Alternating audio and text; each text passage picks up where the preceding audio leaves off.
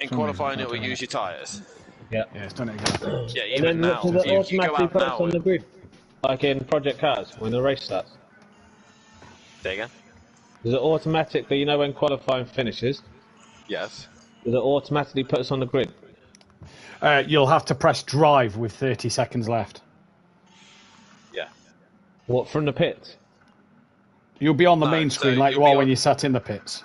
Yeah. So you'll be on the grid, and then you'll have to do a rolling start.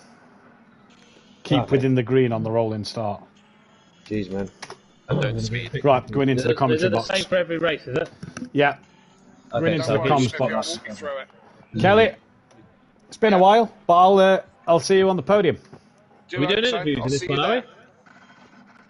Smithy, I'll see you on the podium.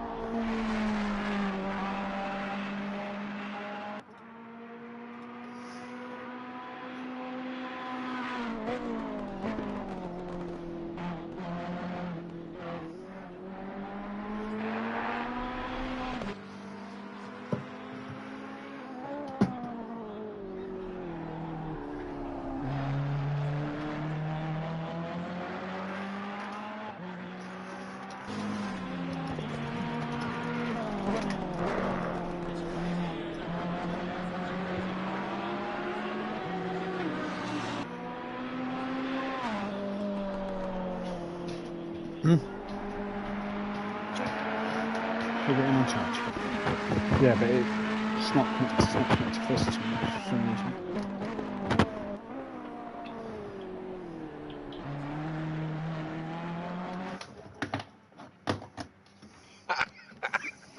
What are you laughing at? Just left, and all I hear is, "Are you aggressive setup, Kelly?" Yes, I'm aggressive setup. I was like, "Oh fuck!" Right. Good evening and welcome to Simplay Motorsport. We are here for a brand new era of racing, and what a season this pans out to be. A few late entries into the championship based off of today, yesterday and the day before. So Pro looking pretty full. Pro-Am is half full. Two drivers unfortunately not making it tonight is Leon Fernie and Daz Automatic. I am Matthew Duffin, joined once again by my partner in crime on a Wednesday night. It's that man you love to hear doing F1. It's Unorthodox 16. Dan Davis, how are we? Are we looking forward to this one? Well, first things first, it's actually quite nice to have a fellow commentator in the commentary box. It's been feeling very lonely, but nonetheless, the F1 action has been absolutely thrilling, especially when people can get into the lobby. Low blow. There's one to start the season. Well, you know, me and you've got a rivalry. We've got to start off. Start things off where we finished last season. All's fair in love and war, Daniel. Exactly. Yeah, mate. Well, first things first. I'm good. I'm very good. I'm very excited. Firstly, obviously, I get to race tomorrow night, which is nice, and on a game that's is very brand new to me. Not obviously just to a lot of drivers on the grid, but also to myself. Not really a big fan, and I think a lot of people in the Discord and in the channel in general know that I used to despise this game. I'm still not sold by it. I'm unlike Gary. I'm at least on the fence now of this game, but I'm excited. It's a new generation of racing here at Simplay Motorsport. New drivers, obviously, thanks to the brilliant sim grid that we have available to us. Matt needs to update it so it says PS4 and not PS5. It's an exciting time. ACC, Assetto Corsa Competizione, with a 10-track season ahead of us, and Matt. I don't know what to say. Let's just get on and race, I think. Let's just get on with it. Let's just get on and race. The format's slightly different as well this season. Now, the drivers, you may see times on the board and thinking, hang on, that's different to Project Cars. It is. The drivers have a 70-minute practice session in which we bring you the last 10 minutes of that session, which we are a part of right now as we're currently watching no one go out on tracks. Let's look at one of the new guys. We also then go into a 10-minute qualifying. As always, we then go to a half-an-hour race. Exactly the same as last time at 30 minutes. It's timed races. It's a rolling start. There is a mandatory pit window for both nights, a 20-minute window in both races. The drivers and the teams will have plenty of time to complete their pit stops. Pit stops work exactly the same. Even though drivers don't share a pit box, they still aren't allowed to pit on the same laps. We'll see who's kept up with the rules and regulations here. We then go into a quick break while the drivers can have another 10-minute practice if they want, or stretch the legs, grab a drink, and get themselves relieved at the toilet. Before we hit to our reverse grid 10-minute round qualifying 2. And then the all-important, Dan, and this is what I'm looking forward to, the second race, an hour long with a 20-minute pit window. Getting a bit more endurance-y now in this second race. And Dan, it's going to be interesting to see the reverse grid strategy play out on this one. What a driver's going to do and how a driver's going to cope in the hour. Well, definitely so. Like I said, new format, new everything, new opportunities for people. And I think this format is going to be... it's already turning into a Marmite kind of taste to it, because you've got some drivers who are liking the idea of a long endurance race towards the feature, but others also don't like the idea of it because they're still new to the game and they still don't quite understand the physics and how the game runs. This will be the perfect opportunity now. We are here in a racing event at the first race of the season. You get to see and feel how the car reacts, how the pit stop strategy works, how does just the general overall game work. And I think for one of the drivers that's currently in this lobby right now, currently P3 at the minute and in the pits, is KLF 900. I think he's going to be a man who will thrive from the hour-long race, because he's patient, he takes his time, and he works his way up his order. So I think in that sense, it will benefit drivers who are patient and looks after their car. But also the sprint will still give that edge for drivers who like to push it hard to the limit right at the beginning. So I think it's going to be a great format. Plus, it's another thing to add to that, Dan. It is indeed. Another thing to add to that, Dan, as well is if the drivers make a mistake, we've seen in the sprint before, you make a couple of mistakes, have a couple of problems, and normally on Project Cars too, and that's your race done. For you're fighting for as many points as you can. Here, in an hour, you've got a lot of time that you can make up the places. All 13 drivers are now in. Let's, with 5 minutes to go, run down the grid and show you a few of the team names and a few of the cars. We have some fantastic names on display already, can I say. So let's start with the man who's currently on track. Pepe 1980 Gold, newcomer in the Aston Martin then, and he is part of the racing group team in the Aston Martin V8, the number 57 Aston Martin in its lovely black and yellow livery. Another driver new to the league of Simplay Motorsport is the Grey Wolfenator. He is a driver for the Austrian Racing Club. The 186 McLaren 720S has proved to be a popular car this season. What will these two guys do? A familiar face to F1 and on ACC. PN Motorsport. He is here to really prove what he can do in the Ferrari 488. Not the Evo, just the bog standard one. Hashtag number 66 for him. DJ Phil.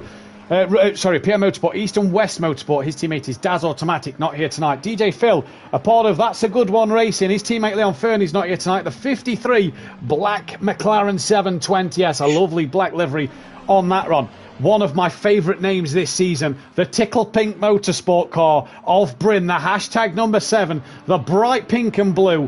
What can the Lamborghini do? Next car on track, the Tank, the Bentley. As a part of AH Motorsport, can Argent be the man to do some stuff tonight? MC Motorsport, they return. And rather boringly, Daniel, return in their same colours. They've pretty much got an identical livery as Project Cars 2. The yellow and blue for Stealth Sloth, hashtag number 8. And another independent driver, the Lone Ranger Racing Mobile, hashtag number 32. In the Mansfield Town colours of Dean Wasocki. Can he do out there tonight? We also have Smithy in his Jensen Button team Jensen Racing livery, but then that's not their team name. It's the Audio Sport Racing team of Smithy Cart number 2. Welsh is out there with his yellow and green famous coloured Lamborghini on track. We also have then KLF 900. You see there the 22 of his livery with Smithy as part of Audio Sport Racing. Holty in his A&H Motorsport Bentley, and Shane, the other Tickle Pink Motorsport car. Dan, driver, car, team name. Which do you prefer this season to win? well, let's get the most important thing. Let's get the visual looks out the way. Let's see my favourite looking car with livery and actual car itself.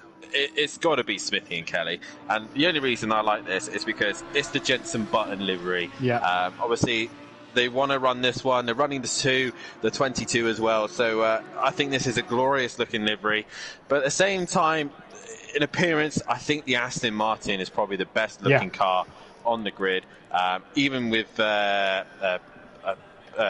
I can't remember his name. Pepe.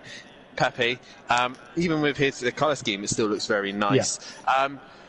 What I'm interested in to see is PN Motorsport. I haven't seen him race competitively with this group before in Pro and Pro-Am. Obviously, he's not a massive fan of Project Cars 2. Has been staying away from it like the plague. He's now on track with us. A bit gutted that he's not in his Aston Martin. Would love to hear the Aston Martin, but, you know, it's a shame. But nice to see what PN do. Obviously, we're looking at the Green Wolfinator and obviously Pepe on what they can do with their rivalry with the rest of the guys, because they're new. They're coming in to a new season, to a new championship. Be interesting to see how they get on against our group of drivers in Pro-Am.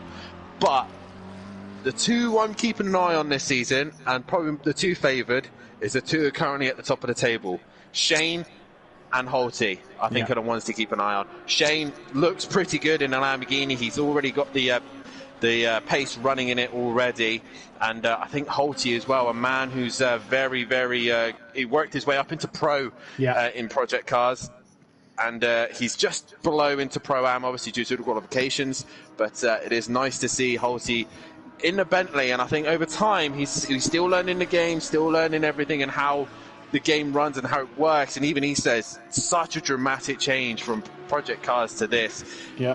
And I think those two are the ones to keep an eye out for this season. I think honourable shouts as well. You look at the times already at the moment. Argent Kelly look maybe a good one. We'll have to keep our eyes on what the likes of Bryn and Dean Wysocki, returning faces, and Welsh can do. They was all kind of podium people towards the end of the Project Cars 2 era. And like I say, what can Pepe and Green and PN do in a GT3 car, as well as Leon Fernie and Daz Automatic when they managed to hit the track. We have 47 seconds left. Now, the drivers may not finish their final practice lap time. It should jump straight into qualifying, so all being well. But, though, let's say a massive welcome in the chat. Disco McDiscoface, PM Motorsport, Mother Davis, Mike Matthews, Monkey Boy in there, as well as Fury's granddad, Sooty Apex in there, as well as Tibbs24. Tibbs, a man who was Pro-Am last year. We said how well he done in Pro-Am, in the Pro tomorrow night, in the Big Guy League. And a comment struck me from Mother Davis here. Nice to hear you two commentate together again. And I've missed Dan. I have missed Dan in the commentary box, that is to be fair.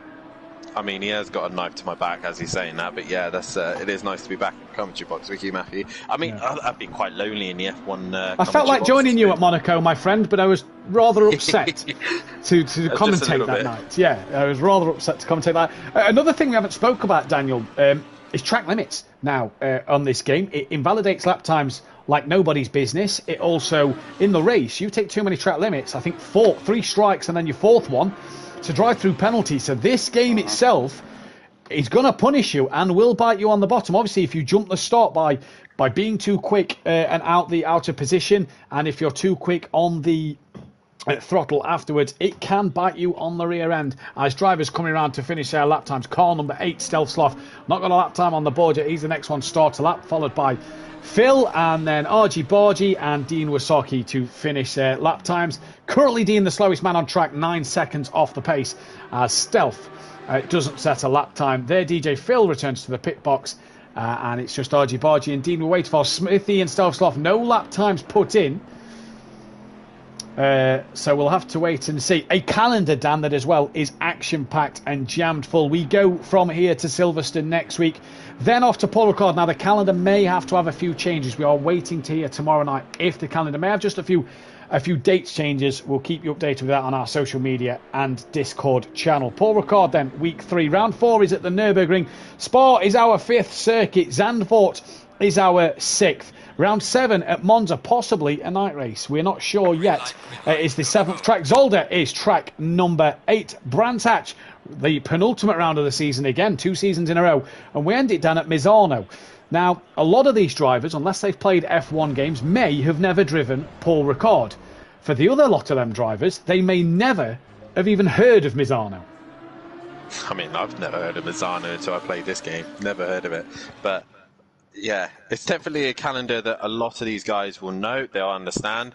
Yeah, it's definitely an interesting season ahead. I'm really looking forward to Misano. I'm a guy who loves the weird odd tracks. I've always have. Like, my favourites is Bathurst, Oschersleben, and Catalonia, so on and so forth. I like the odd weird circuits. Long Beach, let's put that one in there as well. So to me, that's exciting tracks, and Misano is one of those tracks where it really benefits drivers who take their time and who are patient and look after their car. So it's definitely a season to look forward to. And obviously you've got the classics: Spa, Silverstone, Monza, Catalonia obviously, and then we've got Zolder and Zandvoort, two very small tight tracks. And Paul Ricard we go to France, but Paul Ricard, that's very, very different as well. But the biggest thing that I have to mention, obviously, is that this game is completely different to what these guys know. It is so anal. I hate to use the word, obviously, Live on Street, but it is that anal. We are talking, this is as close to sim racing as these guys can get with GT cars. You know, everything matters, from tyre wear to even flat spotting. If they brake too hard and make a 50 pence piece in their tyre, it's going to affect them. Heat, contact, you literally name it. Anything that could go wrong with the car will affect it. And then it's the same with the game itself. Speed in the pit lane, you're going to get a drive-through. That's going to be a classic one. The starts is making sure that you nail the starts correctly, and also the track limits. So this is going to be a game where it's all about learning for the new guys. The guys who know this already will just try and improve their skills and technique. And I'm actually really looking forward to this season, and I can't wait to get back on track, racing in my Lamborghini and giving it a go. Yeah, we look forward to it, as well as all Welch here. We've just gone on board him for a lap, and that will then invalidate his lap time. And unfortunately for Welsh there, then he will have to go again next time round. The driver behind him is car number 53. That is DJ Phil then on a lap.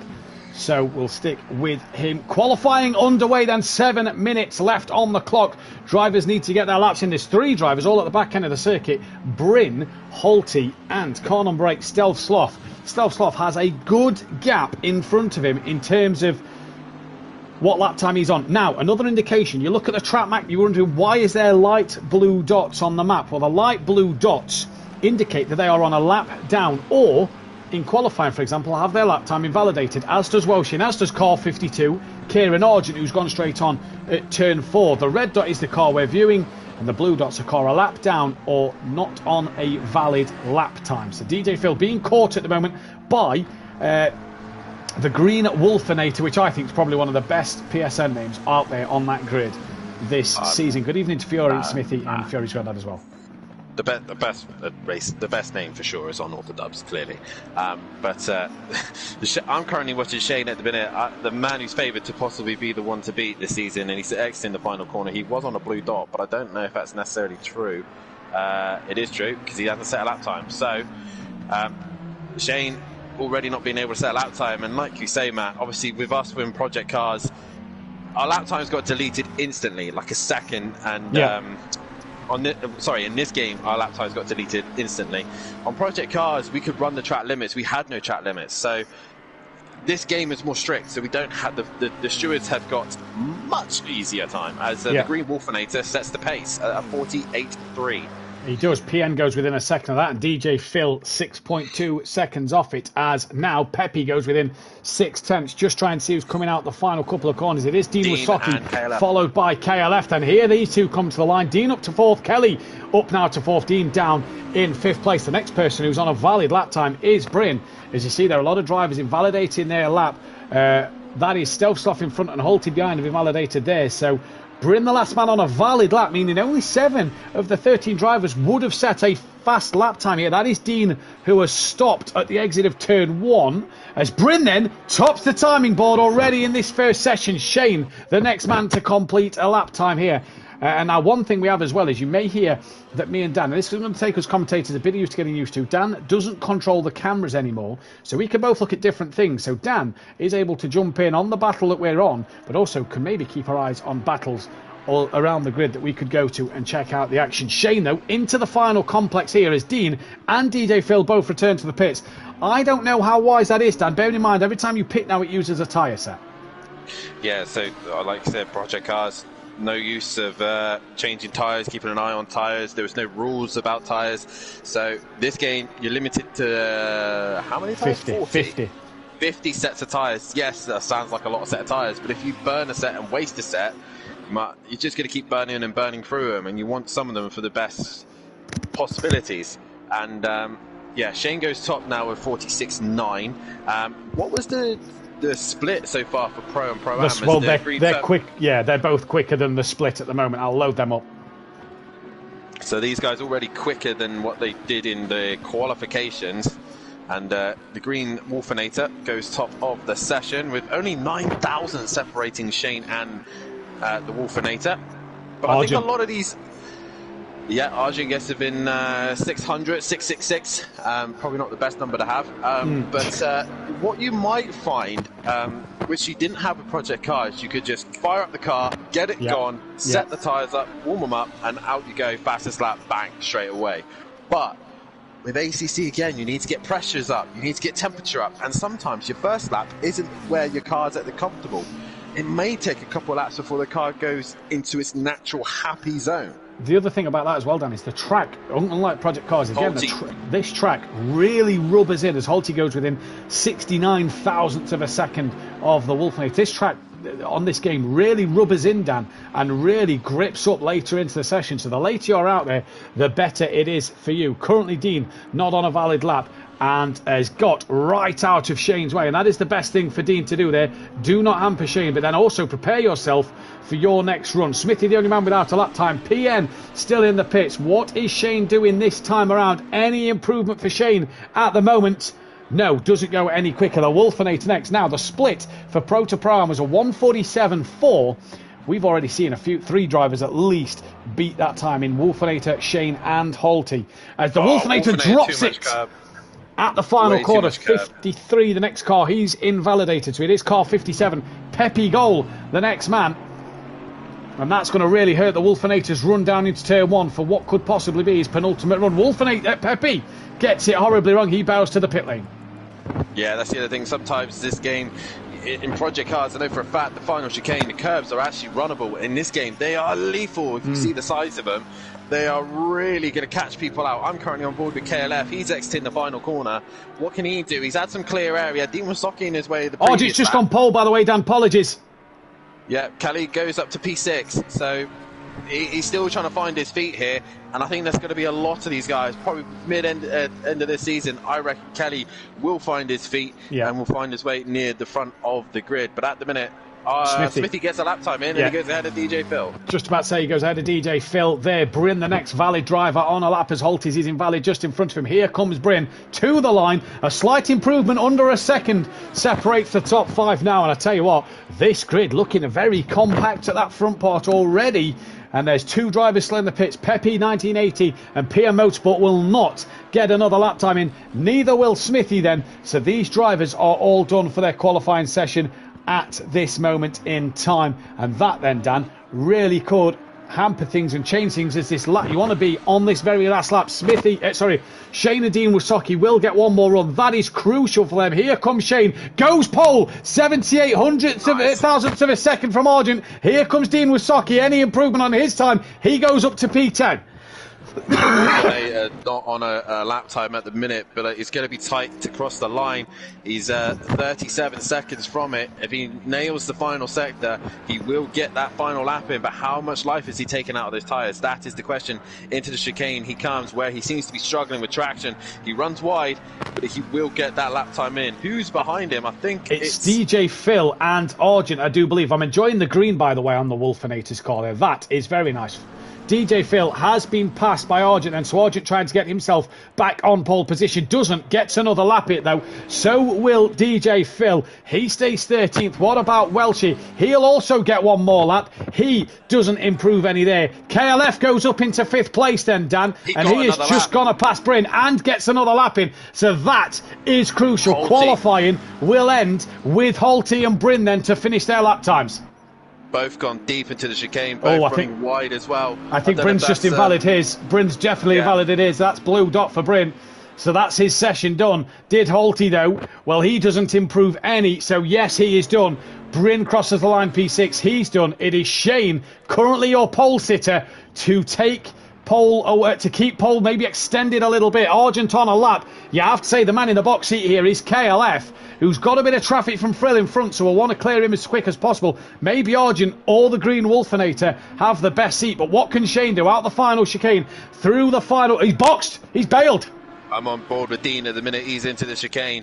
The lap time has not been invalidated. He's actually nailed the final chicane. Doesn't run wide. Towards the final corner he comes, the number 32, the Dean Wasaki.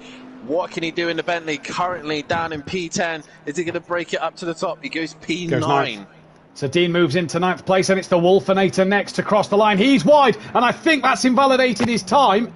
It has indeed, so it will be Argy Bargy. The Wolfinator on debut will not take pole position, Dan. He will start at least 3rd place, depending what Kelly can do in this one. Dean inside the top 10 then, but here comes Argy Bargy. Is this man in the best seat to get a pole position? He only needs just short of a 10th. Rounds the final corner. Every driver still out on a lap is still good to go. Here comes Argent, doesn't improve. Oh, well, she's just dropped it in front of Kelly. Kelly was on his last lap, and, well, she drops it right in front of him, so Kelly's bailed to the pits. DJ Phil moves to the top 12 then, and Welshie will cross the line to complete that lineup. So for the first pole position this season, it goes the way of Smithy with Argent on the front row. Dan, that's a great... Shane, sorry. That is a great qualifying from him. He'll be pleased with that one. Yeah, definitely so. Lamborghini Power puts it to the top of the table. But now this is the interesting bit. These guys will have to get themselves prepped and ready for the race start here, for the sprint race. And Shane is in the best position possible. And as you can see, these guys aren't starting on the grid. They're halfway around the track.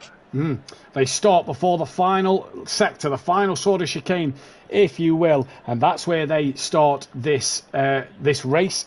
And that'll be where they start every race at the moment. As you see, the drivers have to wait till the 30-second mark. So this minute gives them a chance to get their qualifying done, to get their setups finished, their fuel ready to go, make sure they're on the right brakes, and to make sure that they are doing everything they can to get this done now. Tip for the win, Dan.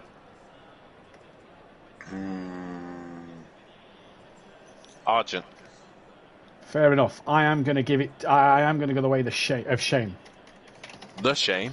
The Shane. The Shane. I reckon Argent, if not possibly the Green Wolfinator. I haven't seen this guy race, so at the minute I'm kind of just in. I'm intrigued to see what he can do, especially in a race situation. The other beauty thing as well with the ACC is that a lot of these guys, obviously, if they don't get their setups done and they don't ready up in time, now would be the time to ready up with 20 seconds left. If they don't get in time, they will get sent to the pits, but they are not out of it. They are still in. They will just be a bit behind because their game will lock themselves out for a few seconds, which they'll probably be half a lap down. Jan Salt in the chat. Hi guys, just in time for the first race of the season. Indeed you are. Great to have you here. Don't forget, if you're new to the channel, hit that subscribe button, hit the bell to be notified when we're live, and hit the bell to be notified when we're live, and hit that thumbs up button and give us as many likes as we go. And Dan, for the first time this season, we are under the rolling start orders. Tyre temps, brake pressure, brake temps are gonna be low. Who is going to come out of this one the best into turn one? They all have to stay in double file. You see that now. They come round the final corner. And it's about now they'll get told to stay at 70 miles per hour. Or kilometres. Yeah, so miles per hour? Kilometres? Not sure. Either one. So I think miles an hour is 40 mile an hour, 70 kilometres an hour. But we're about to go green here, Matthew. We are about to go green. That yellow light signals green, green, green from race control. And it is a great start in the background from Holty and Bryn. Already hassling the back of the Wolfinator and Argent, who just have a little tap and a little ding-dong down into turn one they come. Oh, the Wolfinator! That's reminiscent of last season. He's already in the wall. And Holty around the outside of his teammate. That's Argent around the outside of Holty. Bryn already looking up the inside now. Kelly's up to 5th. Bryn 6th. That'll change when they go through sector 1, I think. Pepe got caught up in that as well. PM Motorsport.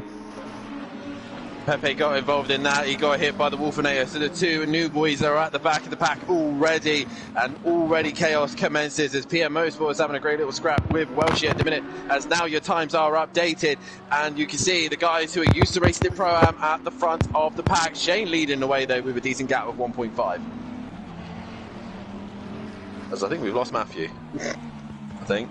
The headset's going all weird, but yeah, Shane's leading the way. There he is. There he is. I was just about to say, Bryn was attacking the back of Holty. It's Lamborghini from Bentley, Lamborghini, McLaren. Kelly up the rear end of Bryn as well. Stealth Sloth having a cracking start. He's got DJ Phil on the back of him with Dean Wysocki in close company there. That is for 6th, 7th and 8th as the timing screens update through every sector. There is Pep. He's had a bit of a nightmare as he comes through and he's just on the grass a little bit. The damage that car seems to have caused it a bit of mischief. Yeah, definitely so. The big contact with the green Wolfinator has really affected him there. So these two have got a lot of work to do. As Dean Wysocki, I've gone on board with DJ Phil and Dean has really been hassling the back of DJ Phil. I've got to say as well, Smithy's had a fantastic start. He's now ahead of Stealth Sloth. Holty's just gone wide at the final complex, runs really wide, his teammate gets through, he's now got Bryn and Kelly right up the rear end, and the Lamborghini versus Bentley power. We know the Lambo's a bit quicker in a straight line. Pit lane is open for the drivers who want to pit, and they have a 20-minute window to do so. Well, the pit window isn't open. Oh no, pit lane is open, sorry, pit window isn't, apologies. Pit lane is open. So a reminder as well to the pit rules to people who are new to ACC.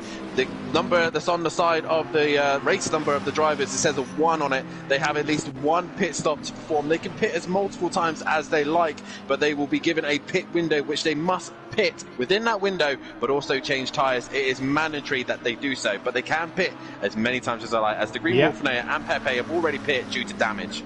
We no longer need to keep an eye on pit stops, Dan, because the game will tell us for us who has completed them or not. They get a 130-second penalty if they don't complete them. Smithy saying he might not be competitive. Well, I'll tell you what, he's on the back of Stealth Sloth here and looks very competitive already. Dean just losing control of his car. He's got Pian up the rear end of him with DJ Phil in that foreground for Dean Wysocki. There is Pepe and the Green Wolfinator. They will hopefully come back for race 2. Top 13 drivers started, which means the top 12 top 6 cannot qualify for race 2. And it's Shane who's got a commanding lead out front to Argent with Holty and Bryn, your top 4. Kelly not far behind in the background. Bryn looking up the inside of Holty though, and that is no go for him. Welshie kind of in no man's land down in 6th. Stealth Sloth 7th has just dropped Smithy a little bit. Phil has Dean Wysocki all over the back of him, and are we going to see a dive from Dean into the hairpin corner? I think we might. Dean late on the brakes and gets the move done. That is what the Bentley does best. Yeah, but he's struggling with traction. The McLaren's so much more better on traction, but Dean's Phil's had a big moment. He's just skated off to the left-hand side. As you can just see that Dean Wysocki's really struggling with the car as the Wolfinator is still in the pits. He's got some major damage to that car. Yeah, as he says, 1 minute 20 damage. That is big damage for him. Pepe's already out, and Wolfinator's got to pit again then. Out front, though, Argent started to gain a gap over Holty. That's 2 seconds now, and Holty then will start to look pretty at this. Bryn up to 4th with KLF 5th, as always. They've all just started to spread out. Kelly, though, now still within half a second of Bryn. Will want to use that McLaren power to reel Bryn in. PN, though, on the back of Dean Wysocki. Maybe just lost a bit of time down the straight. Yeah, definitely. So I'm currently still on board with KLF, who's just trying to slowly work his way onto the back of Bryn. And again, this is all about just taking your time, working the car into a nice, comfortable position. Yes, it's a sprint race, but it's still half an hour long. So these guys have really got to nurse their cars to start things off. And right now, Kelly's literally just trying to find a way if he can get past Bryn. But it seems like a lot of guys are hurting their tyres. Dean Wysocki's one that seems to be struggling with his tyres. He can't seem to catch onto the back of Smithy, and he's under pressure from PN Motorsport. Yep. He's just pushing that car too hard, I think. just seems to be pushing it a little too hard. Dean into the uphill chicane that Mike Fuse always gets wrong for calling it Schumacher as the pit window, Dan, is now open. She's had a big moment. Well, she's had a moment.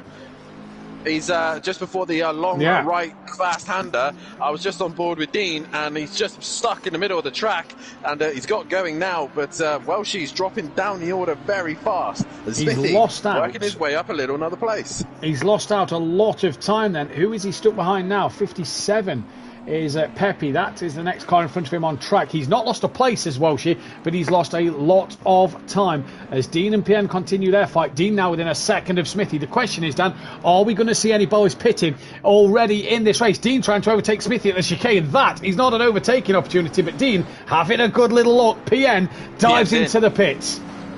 Yeah, and also I've just noticed as well, Arjun's brought the gap down. It was 2.5, it's now 1.5. So Arjun slowly working his way onto the back of the Lamborghini.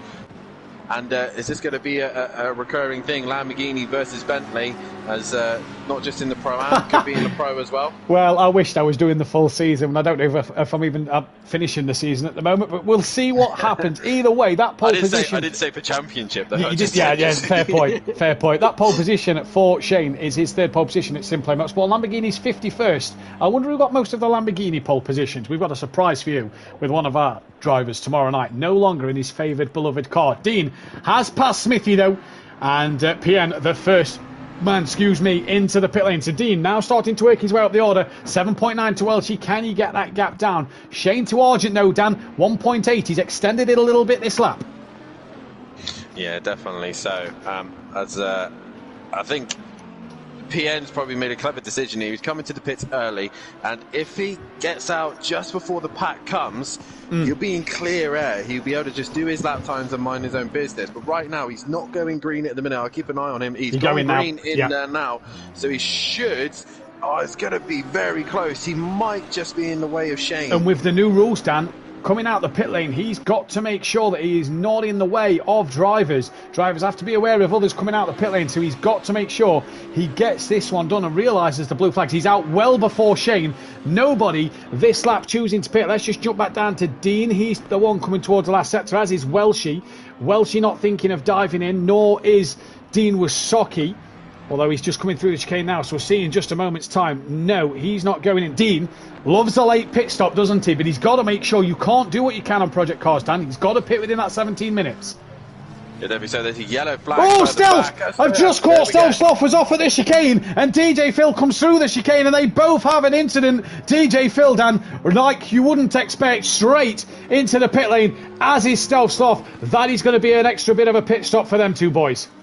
Yeah, definitely so. And a reminder as well, DJ Phil's and Starsoft's teammates will not be able to pit at the same time, which would have been Leon Fernie and obviously Welshie. Welshie's out on track, no Leon Fernie. So far, the rules have complied. But the problem with this is the pit lane takes longer. The pit stops take much, much longer. So Welshie might be thinking, I'm going to come in this lap, but Stealth might still be in the pits. He might still be there. So he's going to have to wait and see how long it takes him. But the good thing is he can see at that green bar, if it pops up and goes green, as I'm watching Welshie, he has a beautiful slide through the chicane in the middle sector. That was actually glorious to watch. Just watching Kelly here, Danny's got the gap back down under a second to Bryn at the moment. Dean's also got the gap down to 5.9, so he's took 2 seconds out of Welshie at the moment. Kelly, though, on a flyer at the moment, really getting onto the back of Bryn. I wonder if this is a tyre thing, as he's now really close to the back of Bryn. As Bryn just had a couple of wobbles, are we going to see Bryn dive in?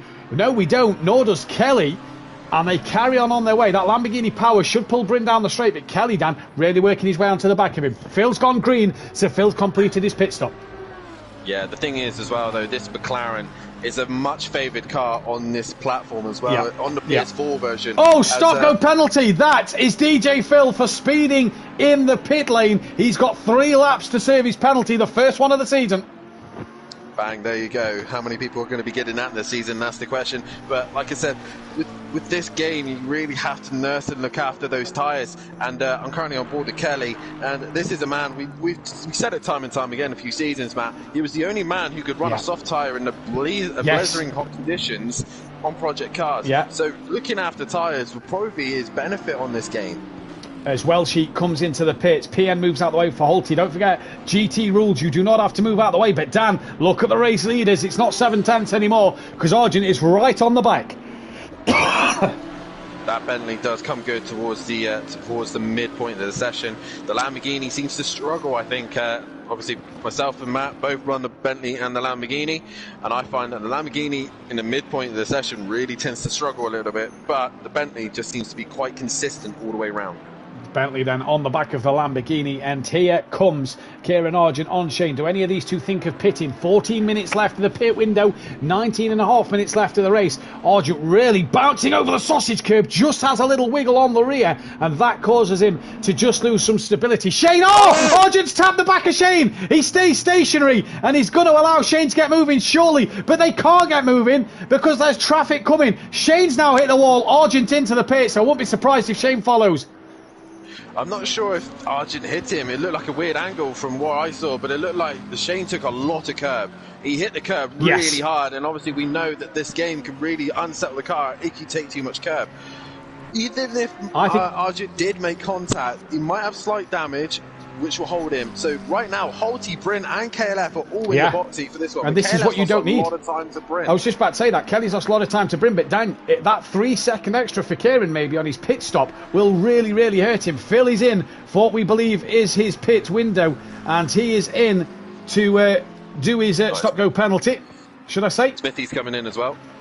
So Smithy on his way in. Dean then carrying on his way. He's going to be up now into that P4 spot. And I tell you what, this brings Dean and maybe Welshie into it a few seconds with Shane and Argent after that little incident at turn 1. Yeah, definitely so, as Smithy's now into the pits. And interestingly, first time he's running it. Now, Pepe is on the same... DJ Phil hasn't served his stop-go penalty. Just noticed that. But interestingly, Pepe is ahead of Stealth and DJ Phil here. Alright, he's still got a pit stop to make. Green Wolfinator is also now ahead of Phil. They've both got stops to make.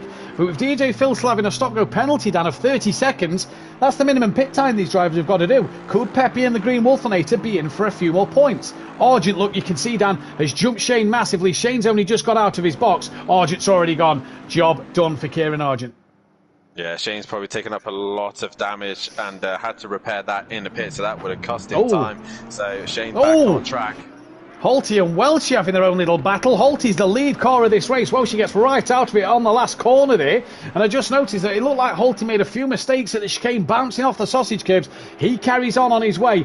Bryn also stays out in P2 with Kelly currently P3. Then the top 3 do not pit. They've got 25 seconds to Dean Wasocki, who's got the Wolfinator on his back. If I was Dean, I'd be letting the Wolfinator go, knowing that he's a lap down. Yeah, you can even use the Wolfinator. If he's planning to stay long, you can use the Wolfinator to his advantage, which he's doing so now. He's letting him go. And kind of use him to his advantage. He knows he's faster. Maybe follow him around a couple of laps. Dean's boxing. Instead. Yeah.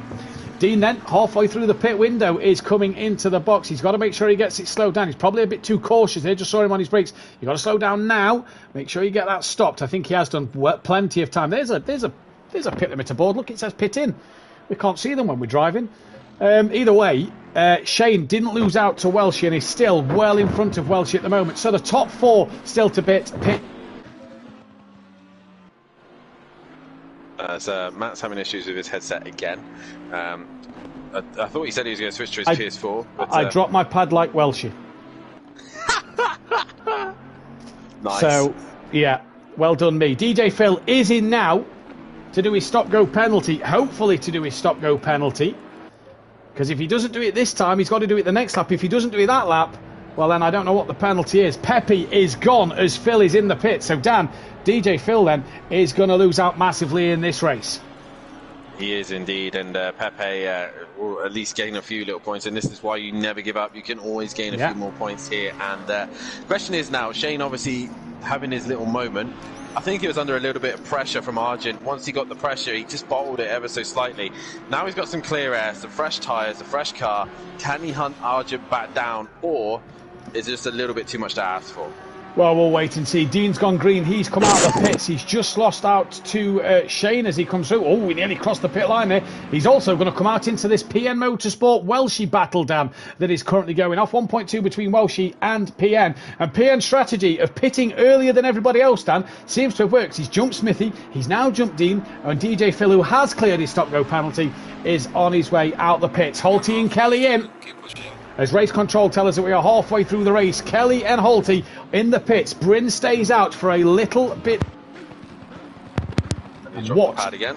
No, I'm moving. I'm trying to move and get comfy. Nice. Just plug the other mic in. The other mic would have worked better than this. Either way. True. Either way.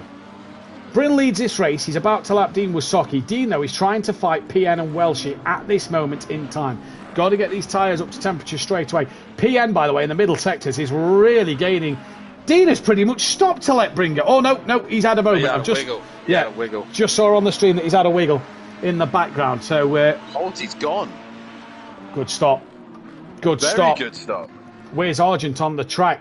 Only just right. That's how much Argent's lost then, Dan. Holty's nailed that. Dan Argent's only just crossed the start line. He's Nick Kelly. He's coming out of the pits. Shane's only just gone past Kelly as Kelly comes off the limiter. So that is how much time them two have lost. Holty sitting in the box seat. What can Bryn do now, though? Holty, big surprise. Obviously just keeping his nose clean, keeping him in reach of Arjun and Shane. And those two too busy tripping over each other. The Wolfinator up the inside, coming into the back straight of Stealth Sloth. And Stealth Sloth ran a little wide as he come back onto the track. Tapped the rear end of the Wolfinator. And Stealth Sloth round here. And that then is going to cause Stealth Sloth to lose a lot of time. Wolfinator's got to pit. It was for position. I think that was more Stealth Sloth rejoining than anything else. Either way, PN has also passed Welshie. So Dean Wysocki got to get on the back of them too. Bryn is in the pits, meaning that the Wolfinator, the only man left to pit. Yeah, I think the Wolfinator has only got one choice now. He's just got to go as long as he possibly can. If he's not got damage from contact with Stealth Sloth, that's what I think he was going for. He was just seeing cars coming in left, right and centre. Just go as long as he possibly can. Leave it to the very last minute and see where it pans out for him as Holty runs a little bit wide into the hairpin and he takes track limits there, so he'll probably get his first warning for that. Right then. PN already pulled 2.6 on Welshie. Dean is 4.3 behind Welshie. Now, I noticed something with Welshie earlier. When I pressed drive and went on board Welshie in qualifying, he was running engine map 2. I don't know if somebody wants to let Welshie know that engine map 1's the faster engine map or not. Bryn then in the pits. Down the start straight comes Holty. He has bolted. Here comes Kieran Argent. He's down the start straight now as Bryn yet to go green. Argent will go through. Shane is about to cross the line to start the 9th lap of this race. Bryn still yet to move. KLF's coming down the start straight. Bryn goes now. This will be touch and go. Bryn up to speed he goes. Here comes Kelly. The undercut has worked and the McLaren up into P4. Great strategy from the Audio Sport Racing boys. Yeah, definitely so. Good points overall for both of them at the minute. Smithy's in a decent spot as well, currently in P9. Just he's got the Wolfinator breathing down his neck as the Wolfinator has passed him. Just passed him, yeah. I was just looking at the times there, and Wolfinator's gone past it, but he still have to pit. So Smithy eventually will get that position back. But good stuff here from the Audio Sport boys. And right now, KLF is just in a position where if Shane or Argent have another silly moment again, he is within reach of them. Or if Holty is taking the track limits and gets himself a drive-through. You know, definitely. We've got all this. We can't see who's got how many warnings, so we don't know who's got what. So if they do get track limits, then, well, maybe, just maybe, we'll find out what happens there. Wolfinator into the pit centre. Smithy moves back up into P9. Stealth Sloth made a mistake at the chicane. He should gain an extra position. Pepe might gain the position over Wolfinator as well. DJ Phil sadly will not. He's only at turn 1. So it's Holty from Argent. It's a Bentley, an AH Motorsport 1-2. Shane, the tickled pink Lamborghini in P3. The Audio Sport Racing of Kelly. Oh, I've noticed on the front part of Kelly's car, just on his bonnet, it says Simply Mac. Oh, shame it doesn't say Simplay. Bryn down in P5 with PN 6th. Welshie 7th place has got Dean within 2.5 seconds now. Dean coming on to the back of Welshie. Smithy is P9 with P10 being Stealth Sloth when it updates. P11 isn't yet Pepe because Pepe is just coming around the final corner. He's been lapped by Bryn, that is, in front. So here comes Pepe. The Wolfenator's not yet gone green, and Pepe will move into P11. DJ Phil only halfway through the lap. Green Wolfenator still on his own. Dean's really pressurising Welshie right now up into the final set. Welshie's gone very, very wide. Yeah. Dean's going to have an opportunity, but Welshie's going to defend that inside. Dean's going to have to go around the outside, and he gets the job done.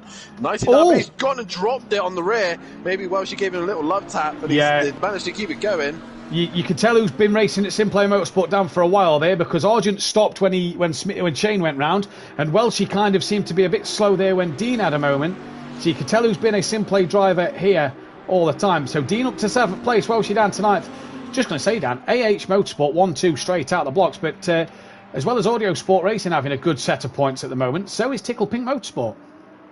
They are indeed. I think Shane probably would have been kicking himself because he probably would have been able to get his race win ahead of him, but at the minute though, Holty is the man leading. He's got a comfortable gap of 5.1. His teammate is quicker than him, but will we get team orders already at this early part of the season, or are they allowed to race? I think they've got to be allowed to race here. I can't see why team orders would come in straight away. But 9 minutes left of this race, anything can happen yet, and it's been a pretty thrilling event to the race. Disco in the chat saying that PN for driver of the day already, and he said Kelly too, he's been solid. What an effort, says Disco in the chat. I think there's been a few boys surprise us tonight, Dan. I didn't expect Kelly to be this strong out the blocks. I think Kelly's struggling with tyres. Maybe his tyre pressures aren't quite right, because Bryn has caught him up pretty quickly and he's dropped Shane. So Bryn is on the attack. He is indeed. Lovely bright pink Lamborghini. That's what Project Cars did. It give us enough bright colours. Everybody went whites and blacks and greys. Thrilling colours. We've got some thrilling colours. Yeah, what colour's your car tomorrow, Dan? Black. Oh, black, yeah. Bright black. And yellow. And blue. And blue. Yeah, for the stars. No, for FU Racing. Let's go. Me and Gary have gone bright green and gold. Yeah. It's not the nicest colour combination, but we like it. It's like our Aston Martin green. Bit brighter. But you're in a Bentley. And in a Bentley, yeah. British cars, aren't they? You know. Bryn gaining then. It's down to 1.1 seconds. Bryn to KLF at the moment. And Bryn, you see Kelly there. Kelly there. He had a slide coming through the left-hander and his rear just let go of him. He has, though, managed to get the car back going. That is Pepe unlapping himself. And Kelly then down to 5th place. He's got a lot of time back to PN Motorsport. But Kelly there, just a little moment coming up the hill. Argent's actually lost a bit of time to Holty in the last lap, so that one looks pretty done. Dean's gained gap to Welshie by 3 seconds. Has the gap to PN, though, down to 11 seconds. So Dean pushing hard. Yeah, just currently watching Kelly trying to get back on track. He's gone a little bit wide. He's probably overheated those tyres a little bit, and they're stressing now. So he has to try and get them cooled down, get the pressures back down, try and get back into a rhythm, so that he could try and catch Bryn, but he's just struggling at the minute. He's actually straight-lined the chicane just to make sure that he's able to stay on track.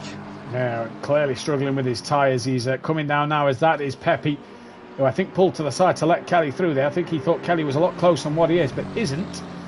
As Pepe carries on down the straight. Here comes Kelly then. 5 seconds he's lost to Bryn at the moment. Shane back on the podium. Dan, though, so damage limitation, I'd say, for Shane in this race. Yeah, I mean, he's going to have to learn how the physics of this game works. It's very different to Project Cars. You could catch maybe the Lamborghini in that sense in the previous game. But on this one, curbs are very lethal, very dangerous to be on. And he's just made a slight mistake, and maybe Arjun make clutch contact. I tell you what, Kelly's throwing that McLaren around there. Look, he's really chucked it in. He lost the rear end nearly, kept hold of it. Lovely drift as he come through turn 4. So Kelly here, probably pushing them rear tyres a little bit too much at the moment. Yeah, he's probably frustrated and getting angry now at himself, obviously, for the mistake he did in this corner. And he's switching again. Yeah, something's not right. I think the pressures have probably ballooned, have gone wrong. And he's really struggling now. PN is only now it's a 20 couple seconds of corners behind. So he's pulled 5 seconds back, Dan. Yeah, a couple of mistakes like that, and Kelly will be in trouble. Indeed, he will then. Stealth Sloth is the only driver a lap down, but he's yet to cross the start-finish line, I believe, this lap. In fact, no, he might be the only driver who's a lap down as Holty crosses line and puts in 2 laps down, it says on our timing board now. If you're wondering why PN has no time to Kelly at the minute in terms of gap, that is because he's yet to go through the timing beam Kelly has gone through. As you see, he has done it now. It now comes up to 16 seconds, and Kelly, another mistake as the pit window is now shut. Doesn't matter, everybody has done their pit stop. Kelly tyres down on the rear really look like they're struggling. Yeah, and this is what I mean. These cars are very sensitive. This game is very sensitive. You overheat them once, and they take so long to get them back into the right window, especially on a circuit like Circuit de Catalunya, where tyre wear is so high, it's so bad for tyres around here, and you overheat them once, they are so difficult to get them back into the right window. We remember in Project Cars 2, we had the heat cycle, didn't we, on the tyres at Catalunya early on in the race, and it was a terrible thing for them there. We don't necessarily get that heat cycle here, but what we are getting is the wear maybe going a little quicker than normal. PN to Kelly now, 15 seconds. Kelly's got to be on his toes. The gap out front's come down half a second again, but with 4 minutes left, I feel that Holty has this race nice and under control. Shane and Bryn look dead set for 3rd and 4th. But the real battle is Kelly at the moment, more with himself than with anybody else. With his tyres. With his car, yeah. Because he's wide again, Dan. Yeah, I think he's just going to have to kind of bring this home. Keep it cool, yeah. Bring it home, get the points, and just figure out what happened, what's gone wrong, and then go from there, really. Let's just have a look at Smithy. Let's see what Smithy's... If Smithy's having similar struggles. Smithy's about to become a lap down himself. He says he's going to be multiple laps down in the hour-long race later. Smithy, you're not even a lap down in half an hour. So you're going to be fine for the second race, aren't you? As they come down 3.5 minutes left. Holty's on his final lap. He's up to the gap once again. Smithy not too bad through 1 and 2 into 3. You can see he's a pad user. Look at the driver in his cockpit, just really hacking away at the wheel. But Smithy doesn't look like it has this... Yeah, it doesn't look like... Disco in the chat saying this happened to Dan in his GT3 quali fun race. That's because Dan didn't change his tyre pressures, he told us. Yeah. Rookie mistake.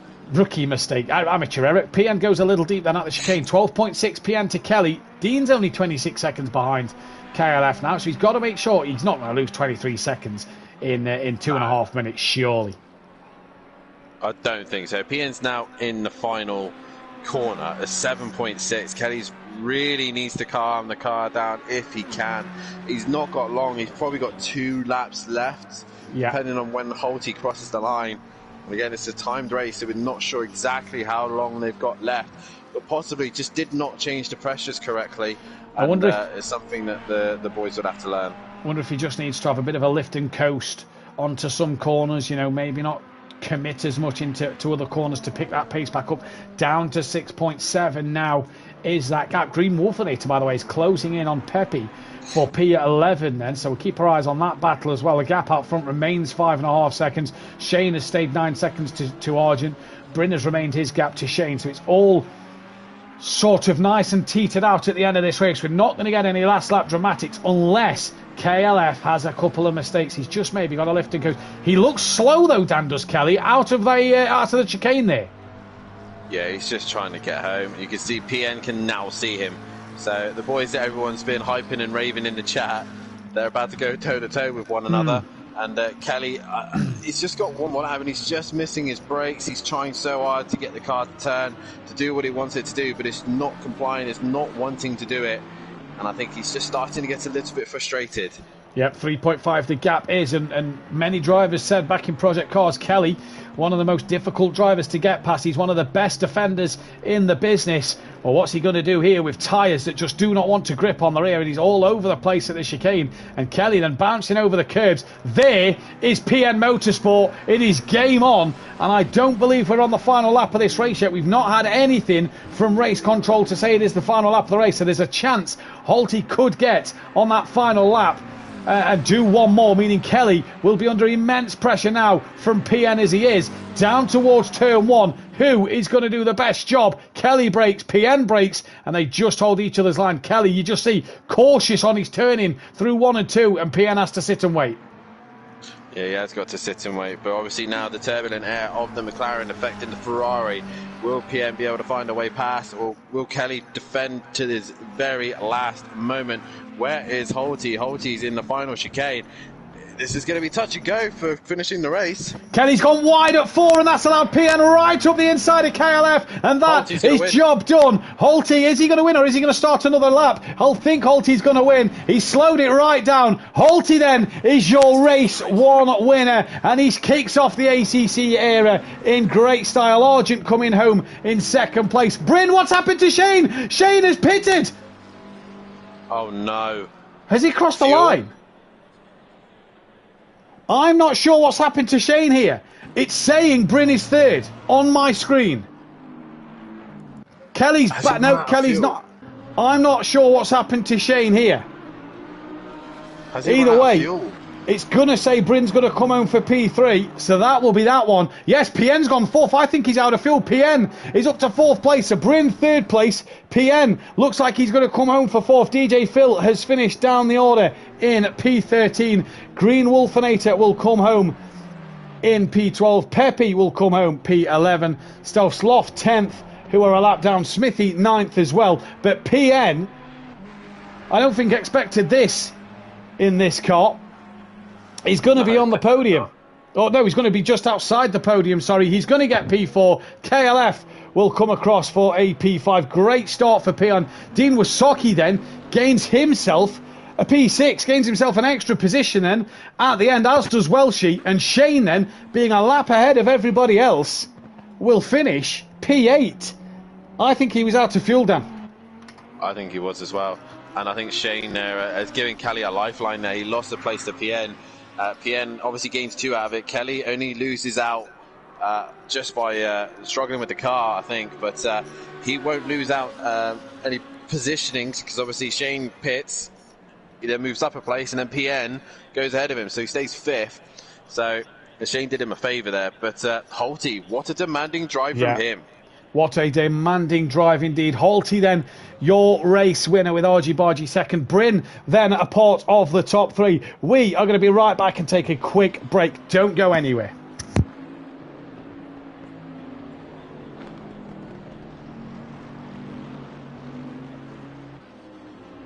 Right, so hopefully Argent, Holty and Bryn come in for an interview. Shane defo out of fuel. I need a wee as well, so back in a minute.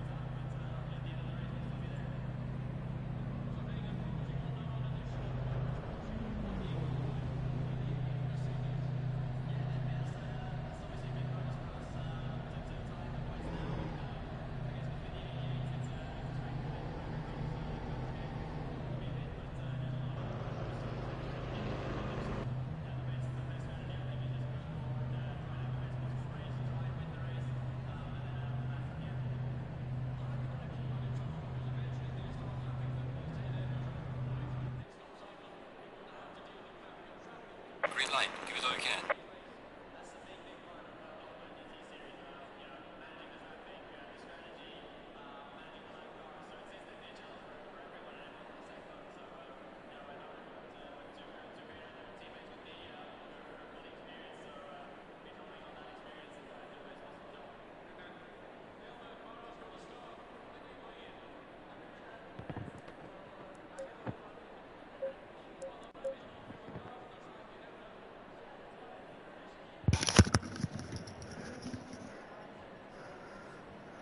Argy Bargy.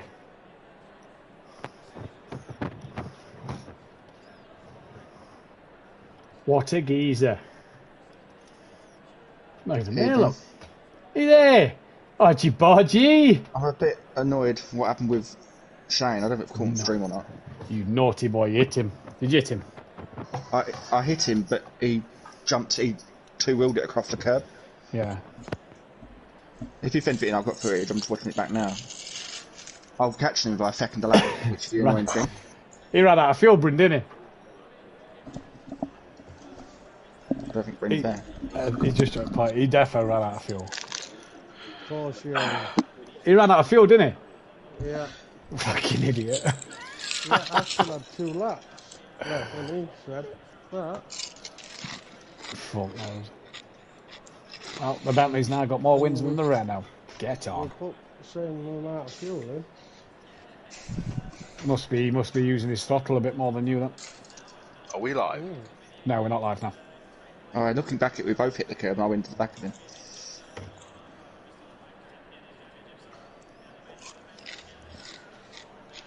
Not by much, but still. How's that go Why from is the the screen time? change? 3 pole positions. Matt, Yeah. why is the screen change? Oh crap. We're not live. I've just changed it by accident. I've pressed transition.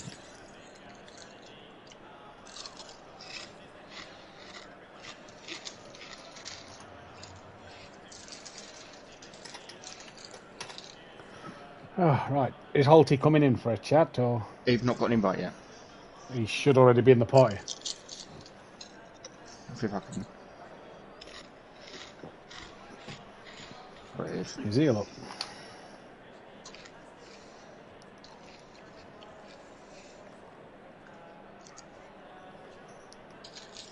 You fucking found the brake pedal then? Yeah, well, I tell you what, it's a good job I come on yesterday and did that racing news slot. It's a good job you hit someone who doesn't give a shit. Yeah, exactly. It's all right. Otherwise, I was- Drivers to hit, you hit me. My belly will be at the back of him tomorrow night. Don't worry about it. Yeah, I don't know what Well done, man. the green bloke was Oh, cheers, doing. mate. Just seemed to bounce off you really, and then just He come Yeah. across on me. I don't know if he was hitting the other car the other side or not, like three wide or not. But No, but cheers for that setup, Matt. welcome, mate. he hit me once, and I'm like, I can't go any further left. Hit me again, and then he come across my nose. Look, we're even being rivals in Pro-Am, Matt. You're giving Holty a setup, and I'm giving Shane a setup. Exactly. Yeah. Exactly. Brendan, Shane, your junior team, Kieran and Holty mine. He used that setup as well. I don't know. Tell you what, though, them Lambos are quite fast, them. Yeah, you'll find at certain tracks that'll be the better car. Kelly's tyres Yeah, died. I was on the straight, but we'll catch me on the corners. Yeah. Oh, really? Oh, I thought it would be the other way around. Fair enough. I was catching Shane in the braking zones. Depending on right. setup. Just do all these bits. See, like, Paul Ricard, Matt, Yeah. the Lamborghini's already comfortable because it's used to fast corners. It Yeah. didn't need downforce. But yours is big and bulky. So one there. I think Kelly fucked up his tyres. For Paul, 100% on their fault here. And everybody there on one. Yes. Who got fastest lap? We don't do I think fastest I lap anymore because we can't see Don't it. do it, but I think I got it. So it said So 2 you get laps the- to go. I got the fastest lap. Okay. You get the point. You get the point for pole and the point. In fact, I might be able to go back and check, but I'm not sure. Timetable race. Yeah, it doesn't tell us. It just tells you total time. So, it just tells you your total time. It doesn't tell us fastest lap. So we're not bothering with that now. Just pole position point and a point for, and the points for wins, which are closer this year as well. So, what would have been 5 points for a difference between first and second last year is now 3 or 2. Okay. There is a way you could find out. I've just found a way you can view lap times. But it would mean going on every person. And Yeah, no, I'm not gonna fucking about too much.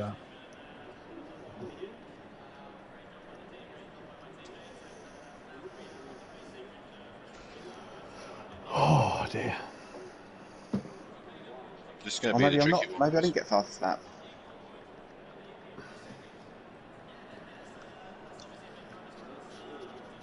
why I said this was. Holty, Argent, Bryn, PN, Kelly, Dean, Welshie cannot qualify.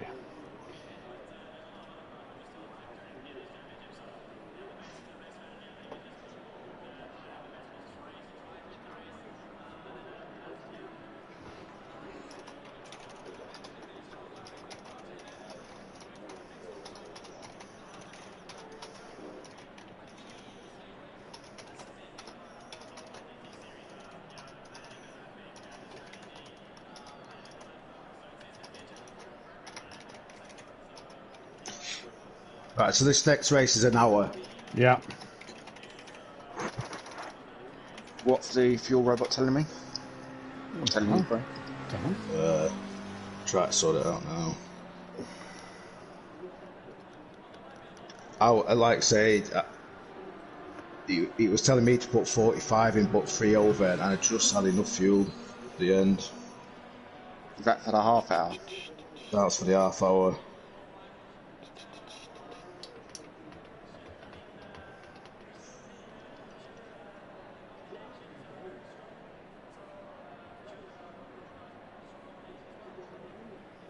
Right. How much you have on 50 before, you say? I put 47 in then. Right, yeah. we're going to go back live.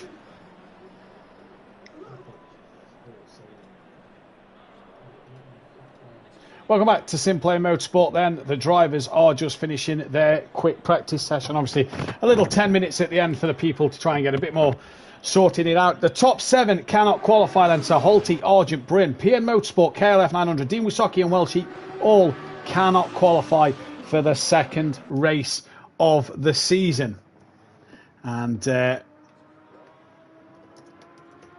sorry, just reading something there. And them guys can't qualify. The top 3 though are in for the interview as always. Now we will have to bear with us for the interviews this season. We've got a lot of new drivers of different nationalities, so we will have to try and make sure that their settings are correct and everything is proper. But these 3 boys know the rule and know the role of the interviews. And we'll speak with 3 men who's been on the podium in Pro-Am quite a bit. And Bryn, I bet you didn't expect to be on the podium for the first race of this season. No, not at all. No, I've not really done much practicing. So. How did the Lamborghini feel in this race, though? Yeah, it was alright. It was good, yeah. Had a decent setup. Your teammate. More importantly, sorry, Dan. More importantly, Bryn, how's the game feeling? Not bad, actually. Yeah, I think I prefer this to Project Race. Your teammate. We got obviously... one win for ACC then. Yeah. Your teammate. So, yeah, a bit unlucky for Shane. What happened to him? Ran out of fuel. Yeah, thought so. Good result though for you. The team obviously was looking for good points at the start of the race. Just didn't have that pace to catch the Bentleys. No, I think they're a bit quick on straight. Race 2. Lamborghini, Race 2, a longer race. What can we do? I don't know. See where we end up. Well, we wish you the best of luck, Brent. We'll let you get back to it. Yeah, cheers. And we've got Argy Bargy. Argent, do you always seem to end up being the bridesmaid? Because you just can't kind of be the bride in Pro-Am, can you? No, just one of them races. I don't know if you've caught the stream, I'd have come together with Shane at last chicane. Tried waiting for him, but then he got stuck against the wall, so I thought I can't wait much longer because I'm going to be at the back. But yeah sort of ruined my race really. I obviously had a 5 or 6 second gap to the car behind before it happened, and then just couldn't make it up after the pit stop. Obviously, to lose that to your teammate isn't the worst thing in the world, but obviously you'd probably like the race yourself. You always felt like you was chasing that race. Yeah, no, definitely. I'd say I've always edging away at the car in front of me. I've catching Shane bit by bit, and I've also catching Holty bit by bit, but just not enough to get on terms. Race 2, longer race, obviously the new format for this one. What are you hoping you can do? Where are you hoping you can finish? Obviously, always at the early season stage, obviously trying to get top step, but I say it's a new game, lots of used to, and trying to get through the pack could be difficult. As we are underway then for qualifying 2. DJ Phil is the first car out on track. Kieran, well done for the second place. Best luck in race 2. Cheers. And we speak then to your race winner, and it is And you've got to find him on this list. It is his 7th race win. He ties now with 7 race wins with his teammate Argent, Ben Parkey, and Monkey Boy himself. Holty, that's the way to start the season. Yeah, I couldn't have asked for a better first race, really. I didn't know which way it was going to go this. Yesterday, probably the longest I've been on the game. We did about 18 laps. And it was a good job, really. I did that practice run yesterday. Talk us through the practice run yesterday. I heard your start was a really good one. Yeah, it was really good. I won that race as well, but I ended up going straight to back of Norfolk. So. Oh, I thought you went round the outside. I saw that differently to what you must have done. But a race win, and like you say, so you're new to the game, it's better for you. Yeah, I was a bit sceptical, really, because I've played on project cars for so long now. And then coming to this game, obviously when we're doing the qualifying for the Pro Amazon Pro, I really wanted to race the McLaren, and then I just couldn't get the hang of it. Yeah. Came to the Bentley, and it's just a much more easier car to drive. And I've had to completely change my driving style as well, which going from the bad habits. Do you feel that's helped you though, as a driver, become sort of better, changing the style or? Yeah, I feel like I can drive this on this game a lot better now, and I'm enjoying this, the whole handling of the game, and yeah, I just hope for more wins now, really. Going into race 2, obviously reverse grid. We're used to these reverse grids. You seem like you're going to be starting in that back of the park area, just third from last. It looks like you're going to be 11th place. What can you do from there in the new format? I'll just obviously see what's around me, and you can't win it on the first corner. It's an hour-long race, this, so probably play some strategies with Argent. Yeah. And try and get another 1-2 again. Couldn't have asked for a better race, really. Yeah, exactly. Good points for the team. Sorry, go on, Dan. And Holty, you've now learned that obviously the brakes and tyres will be cold at the start, and to be a bit cautious, don't you? Yes, and that's a main factor in this second race. Yeah. Well, I'm glad I was able to help you aid in that discovery. No, thanks very much for slowing us down. Holty, congratulations on the first race win. Best luck in race 2, buddy. Cheers, thank you. Quite like this longer practice session in between, Dan. It kind of gives us a bit of chance to actually talk about the second qualifying. Look, we've still got 5 minutes left of it, and we've had 6 minutes left of it. We've had half hour time nearly, and no one's put a flying lap in yet. Well, we've had a little bit of drama, that's why, Matthew, because just as we were coming to the final chicane, Stealth Sloth really struggled with the final sector, dropped the car, and was trying to get back on track. Then Shane came on the scene and hit the back of him and span him round, and then next thing you know, there's a green McLaren coming into the mix as well. So 3 cars already having to get back to the pits. And I see in the Discord the fuel calculation is being spammed like mad right now. So a lot of the guys are making sure that they're going to get the right amount of fuel, Shane. I tell you what, we've added a few new bots this season to our Discord to help with fuel and to help with certain things. It's nice to see this fuel calculation being worked. I know that we will be absolutely spamming it on Saturday, and if you are all looking to watch some racing on Saturday, head over to the Gaming Welshman 5 on Orthodub 16, I presume Dan's streaming it, or Emplava's Twitch, and come and support the Simplay Racing boys in a 6-hour race of Monza. Join us tomorrow night as always for Simplay Motorsports Pro Series. They hit the track, and then it's probably one of the 2 best tracks on the F1 calendar Sunday night. We head to Montreal for the Circuit Gilles Villeneuve. Really, Dan, we really do head there for Formula 1 round 6 of the season. Do not miss that one. Oh, sorry, God, I had to get it in there. I'm so glad I'm not racing that one. Really? Because no, just no. As Pepe sets the pace, Smithy did set the early pace, and Bill in third at the minute, as they were still waiting for some of the boys to set their lap times. But obviously for some of these, like the Green Wolfinator and Pepe, obviously they had a bad race 1. They're not used to this reverse grid setup, so already they were allowed to go straight out and qualify instantly, so that's good for them. But at the same time, they're not gonna get used to this idea of having to not qualify for race 2. If they're up in the top half, they're gonna have to work their way through the pack. And this will benefit them for the feature race. Now- I don't think there's a point advantage in the feature race. It's the same points all the way around. Same points all round. Yeah. So either way, it's better to be on pole anyway. But with, like I said to Holty and to most of the guys already, the start of the race is more crucial than you actually think. And Project Cars, everything was up to temperature, everything was in the right window, everything was exactly where you wanted things. But in this game, they're not. The tyres are cold, the brakes are cold, so your first lap is always going to be sketchy. And I think some of these guys just do forget that this is going to be a very first tricky lap. And an hour-long race as well. It is going to be a long, long race. The marbles pick up as well. Everything stays in. Headset gone.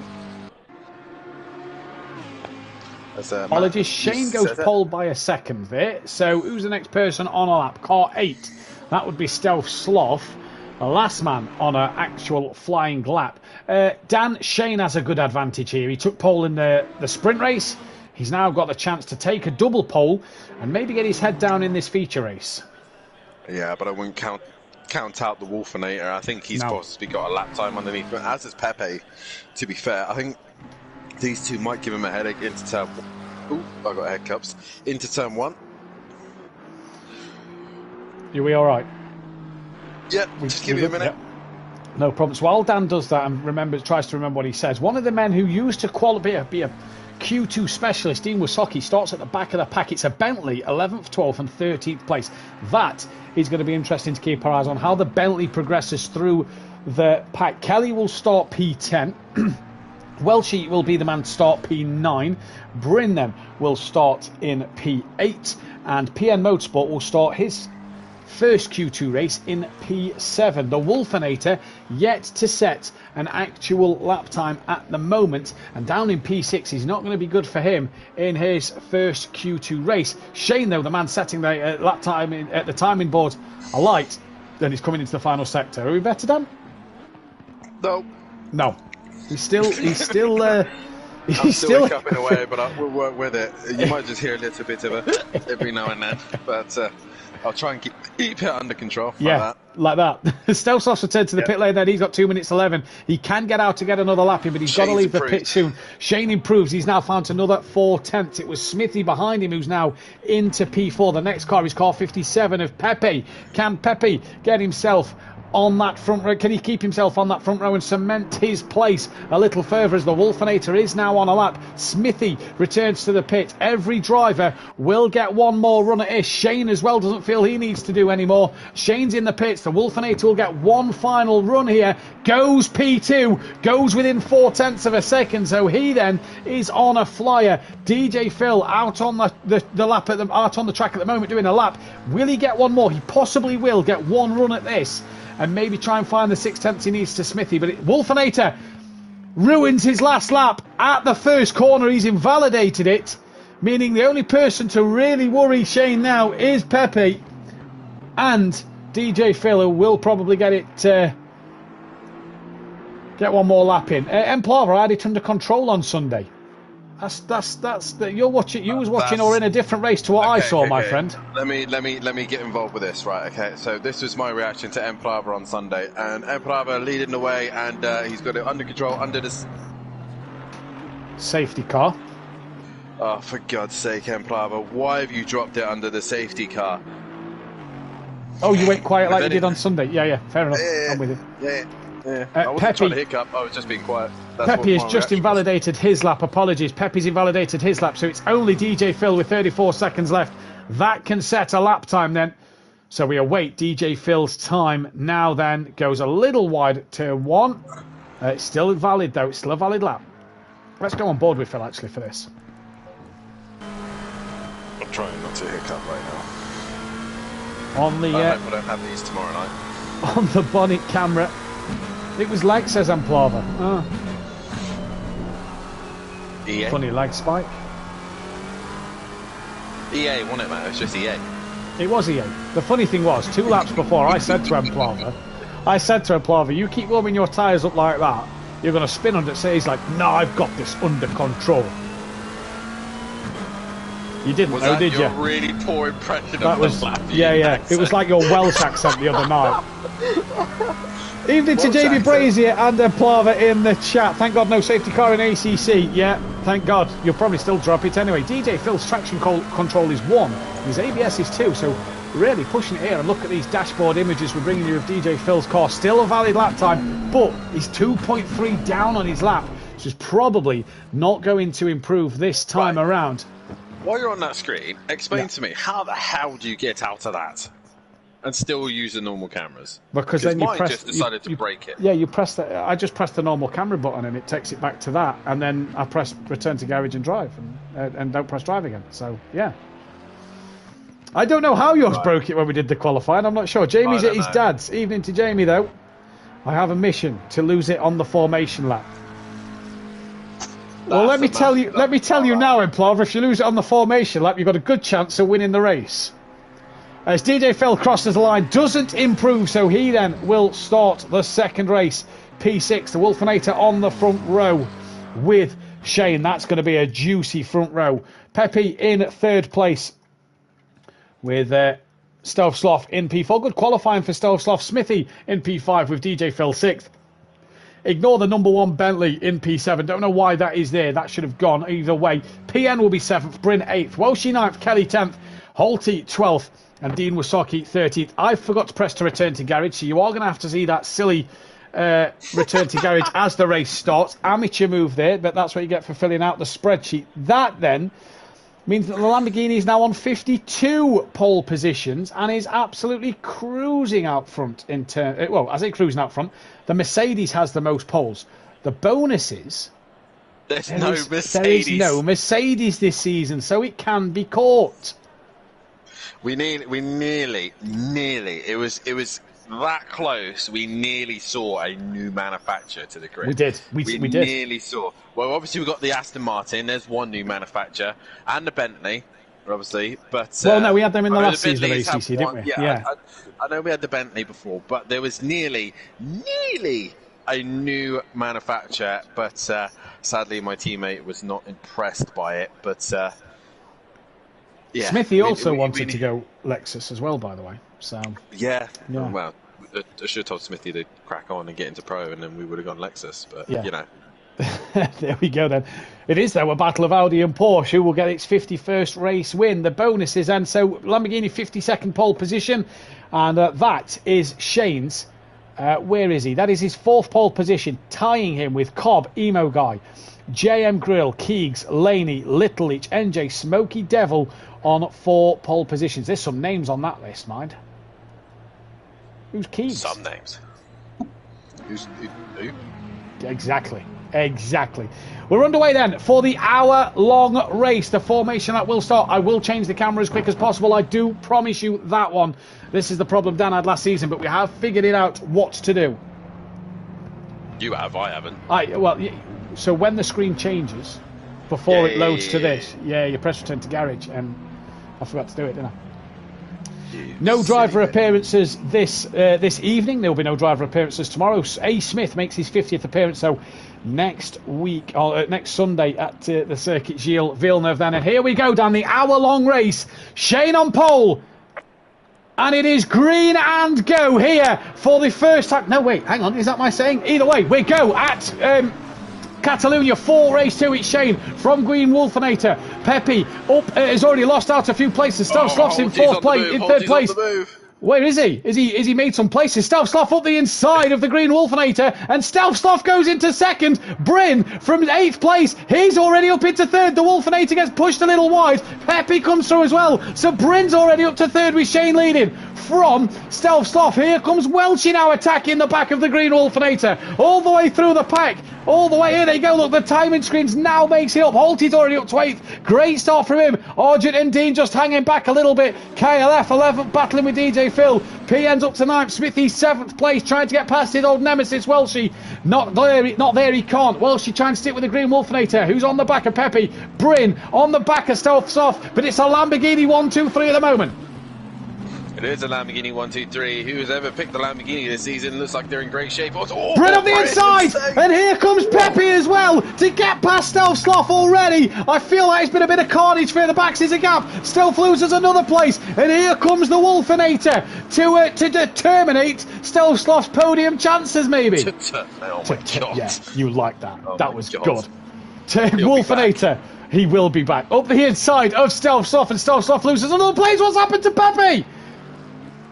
I think he's had a wiggle, and Smithy is under pressure from Kieran Argent and KLF, who still haven't worked their way forward, and it's nice, tightly packed at the minute, and this is allowing Shane to just disappear into the distance.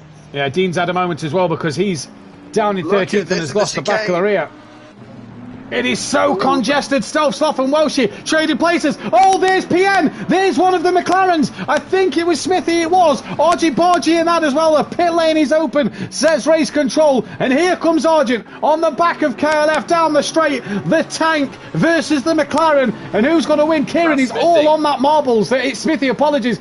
Kieran on all the marbles here, Dan. That's going to really hurt his tyres breaking into turn one as he hits the brake pedal now and gets it stopped and turned in. Yeah, just about, as Shane is long gone into the distance. Bryn is now second, so those two boys leading the way with the Green Wolfinator. He'll be back and chasing down the leaders. Holty's had a fantastic start once again, up to P4 where he needs to be. Pepe, better start for him. P5, Stealth Sloth is hanging in there with his MC Motorsport teammate of Welshie right behind him. And Kelly's under pressure from Argent. He's massively under pressure from Argent, who's on the outside of the next corner. Smithy's watching this as well. Kelly goes defensive into turn 5. The long left-hander. Kieran's got to be patient. He uses the outside curb and has to tuck back in behind KLF. Arch rivals back at Bathurst many seasons ago on Project Cars, and they're at it once again on ACC already. Smithy staying close by as well, in close proximity to them. And I think, Dan, there's a yellow flag. Dean Wasoki's in the wall. He's had a moment. He is in the wall. Can he get it out of the wall? He's taking his time there, as I would have selected reverse Dean. He's got going now. He has got going. Argent's attacking KLF. Evening to James in the chat. Our current F1 Championship leader. And Forzy as well in there. Don't forget, if you are new to the channel, hit that subscribe button. Hit that thumbs up to like the video. As many likes as possible really helps the channel, and hit that bell to be notified. And Kieran Argent really pressuring the back of KLF. Stealth Sloth on the back, or was on the back of Pepe. He's lost out a little bit. Yeah, not much going on at the minute, Matt, but the main fight is between Argent and KLF. Arch Nemesis in Pro-Am, and they're back at it once again, just in a different game. Different game, different cars, and here goes Kieran Argent then down the start straight. Kelly's parked in the middle of the track, not on the bits of dead rubber laid at the side. I can't even remember what they're called. The marbles, thank you, Dan. I'm losing my marbles as Kelly's defending turn 1, and Kieran Argent cannot get the job done and still has to sit and wait. Dean's got work to do in this hour-long race, but Bryn 3 seconds behind Shane. Wolfinator a second and a half behind Bryn near enough. So the two Tickle Pink Motorsport cars are doing a fantastic job. And once again, Argy Bargy getting close to the back of KLF. There is the pit limiter permanently on for F122. Yes. And strict corner cutting. Argent now gets the undercut on Kelly. Has he got a run? He'll have the inside line. I think Kelly may just try and outbrake Kieran here. Kieran tries to outbrake Kelly. They just tap each other and lean on each other a little bit. But Kieran Argent gets the move done. And KLF now is going to have to try and fight this one back. The Wolfinator's within a second of Bryn. He's looking to the 10th of Bryn, and he gets the cutback at the hairpin. Feel like Bryn's made a mistake this lap. Yeah, he has. Looks like he just had a little bit of a wobble towards the middle sector, and the green. Stealth Sloth's had a mistake as well, because Kelly, Stealth Sloth tapped the back of Argent, and Kelly tapped Stealth Sloth around there, it looks like. And that for Stealth puts him down the standings after he's hit something hard.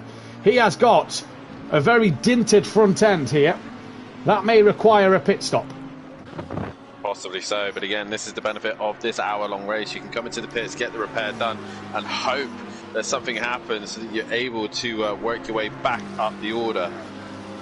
Indeed you are. Bryn trying to get on the back then of the Wolfinator. Here comes Argent now. He's now starting to pick places off. Welshie goes defensive over Argent at the minute, and down into turn one they come. Argent onto the curb on the outside, and just look at the Bentley's braking ability. Oh, he's turned in on Welshie a little bit, and Welshie, has he lost it? He has. Kelly now, thank you mama for the carrots. That's the first one of those this season. He'll take that position.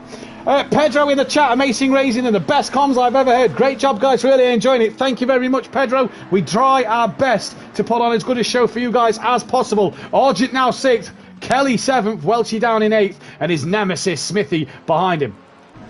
Well, if you're enjoying this racing, mate, then make sure you tune in tomorrow night as the pros will be hitting the track. The fastest guys at SimPlay Racing on this game as they've done qualification. Who is going to come out on top? ACC, new season for these guys. Matt defending Assetto Corsa champion, but the actual pro defending champion, Overtaker. What can he do on this game and platform and in a special car that we did not expect him to be in? I'll tell you now, it's not Italian. It isn't Italian. That rules out 2 cars. 3 actually, because they're Retia, so that rules out them. Bryn losing a bit of time to the Wolfinator, who has pulled a bit of time over Shane, so the Wolfinator going to show us what he can do at the moment. Holt's been bringing the time to Bryn. He has. He's got that Bentley hooked at the moment as Holty. I'm loving this. I'm loving the liveries on display tonight as well. It's looking really good. PN has got past Stovsoft, so Stovsoft damage really hurting him. Phil very wide as well. PN doesn't want a second invitation for 2 extra places. He will take them. Dean is having to work as hard as he can to gain on the back of people. Think he's about 13 seconds behind Stovsoft. Yes, he is. I'm good at maths, aren't I? As he's trying to get that one done. Holty, though, within a second of Bryn now. Dan. Well, we got to have our strong points, haven't we, Matt? You got to be good at something.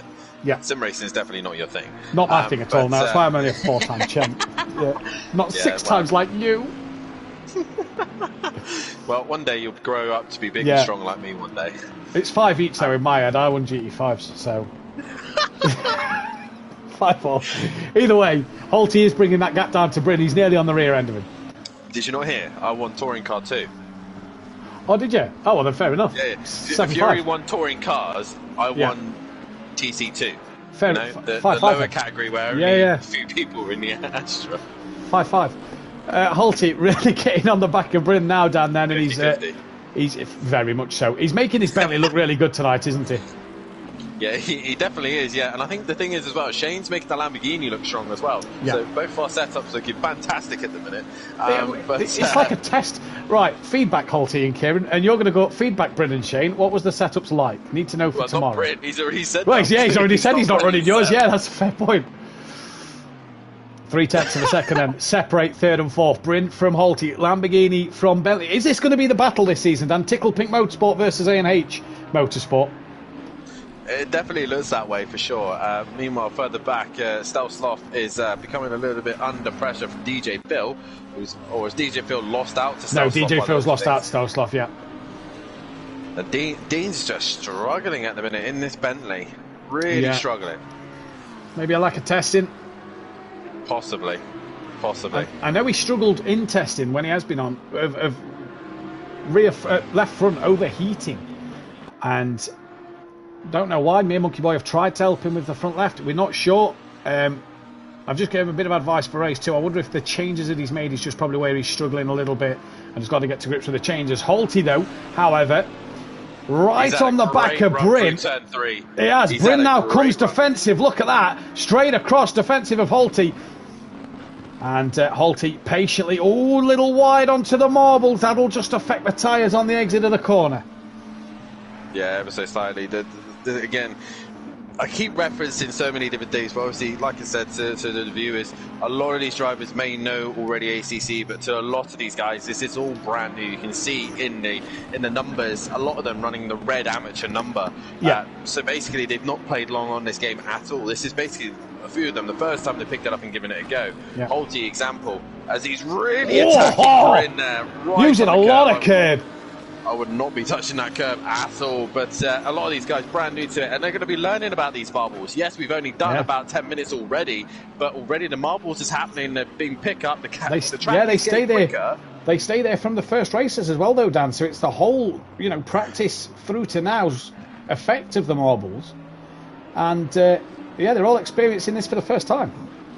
Yeah, definitely so. And Bryn! Oh, how he's held that. Well done. Manages to keep it through. I tell you what, Holty, it runs the curbs, but not the sausages. Come on, treat, you know. God, Dean's within 6.5 seconds now of DJ Phil as they come through the final corner. Bryn now really starting to have to defend and have to think about defending. The Wolfenator isn't making inroads up front, Dan. No, he's not. And I think that's not a worry for him at this stage. No. We're only 10 minutes into this session. Yeah. Bryn, once again, is really sideways into turn 1. I'm just watching this fight, so if you want to look at other people, then fair dues, and I'll keep you up to date of what's happening between these two. But yeah, there's nothing to stress about at the minute. Look after the tyres, get to a certain point that you know you're comfortable and happy with. As Holty getting a little bit closer again, he's getting bit by bit, and Bryn sideways. He gets it together, but Holty's right there. Holty is right there, and Bryn goes to defend, comes back. He now turns into the corner. Holty looking left, right, up the middle. He just can't find a way past that bright pink Lamborghini. The tank can't find a small gap to fit his car and put it through. This could be the problem for Holty this season, of finding a gap big enough to chuck that car up the inside. He's going to have a look here. Not really known for overtaking, and Holty has a massive look and thinks better of it. Now he might have the advantage. Bryn saying that the Lamborghini was better through the corners than the Bentley on the straights. So let's see. Holty again having to go to the outside. Bryn doing a magnificent job to defend at the moment. Yeah, he's going to be compromised on exit, but Holty spinning the tyres up there and not able to get the drive as he just clobbers the curb there. But the signs alone, there's certain things you could get away with on project cars, and on here you can't. The curbs are more lethal. Matt says that he can run the curves, but I guess the Bentley's probably better on the curbs. A bit like how the Porsche was better on the curves on project cars. Probably the same for the Bentley, but I know for a fact the Lamborghini does not like the curbs whatsoever. Dean's got the gap down 3.7 to Phil. In fact, it's closer than that because Dean is about to go around the outside of DJ Phil. Looks like Phil's had a mistake up the chicane. Said whatever Dean did or the changes Dean's made is starting to work. Pepe's under massive pressure from Arjun. Arjun's brought it down to 4/10, and Pepe's might have had a mistake somewhere. So Arjun possibly looking to turn 1 to make the job done in the Bentley, but the Aston Martin, he's been caught out there. Very late break, and he just keeps it within track limits. Keeps it within track limits and gets the job done. That's a great move from Kieran Arjun. That was a Ricardo dive if I've not seen one. Where's Bryn gone? I think Bryn's had a moment. He's dropped within a second of Holty, so I think Bryn's made a mistake somewhere. Maybe just defending too hard. Argent through then, 7 seconds back to Bryn. Can he do anything in this race? PN up the inside of Smithy at turn 1. Smithy will then have the next inside line for turn 2. PN just a little wide. Smithy though has to now give him the room. The two pad users. Smithy gives PN the room, and PN up the inside at turn 3, but Smithy's tucked him back underneath, and he's going to try and come back at him. Here comes Smith with a bashed up Ferrari, it looks like, on the side. But no can do there. PN loses out. Stove Sloth, how much is he struggling with his Lamborghini? DJ Phil has got back in front of Dean, so Dean's lost it somewhere.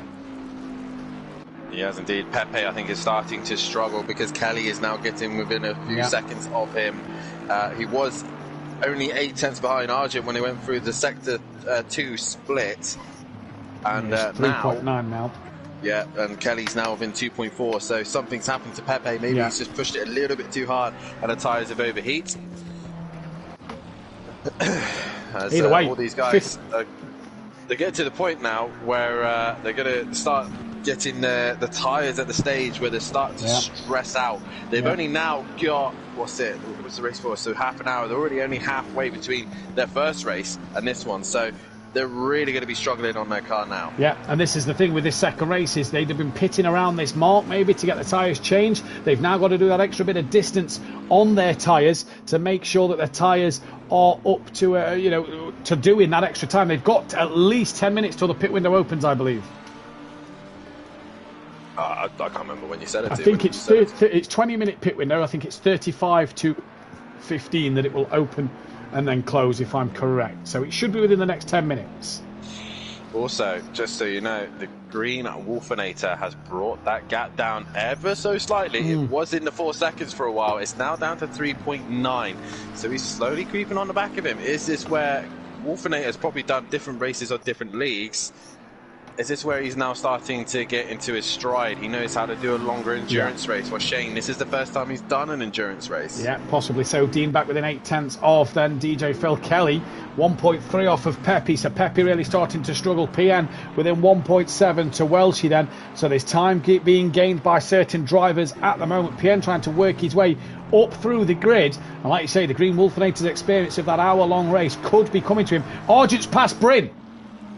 So has Bryn had another moment somewhere?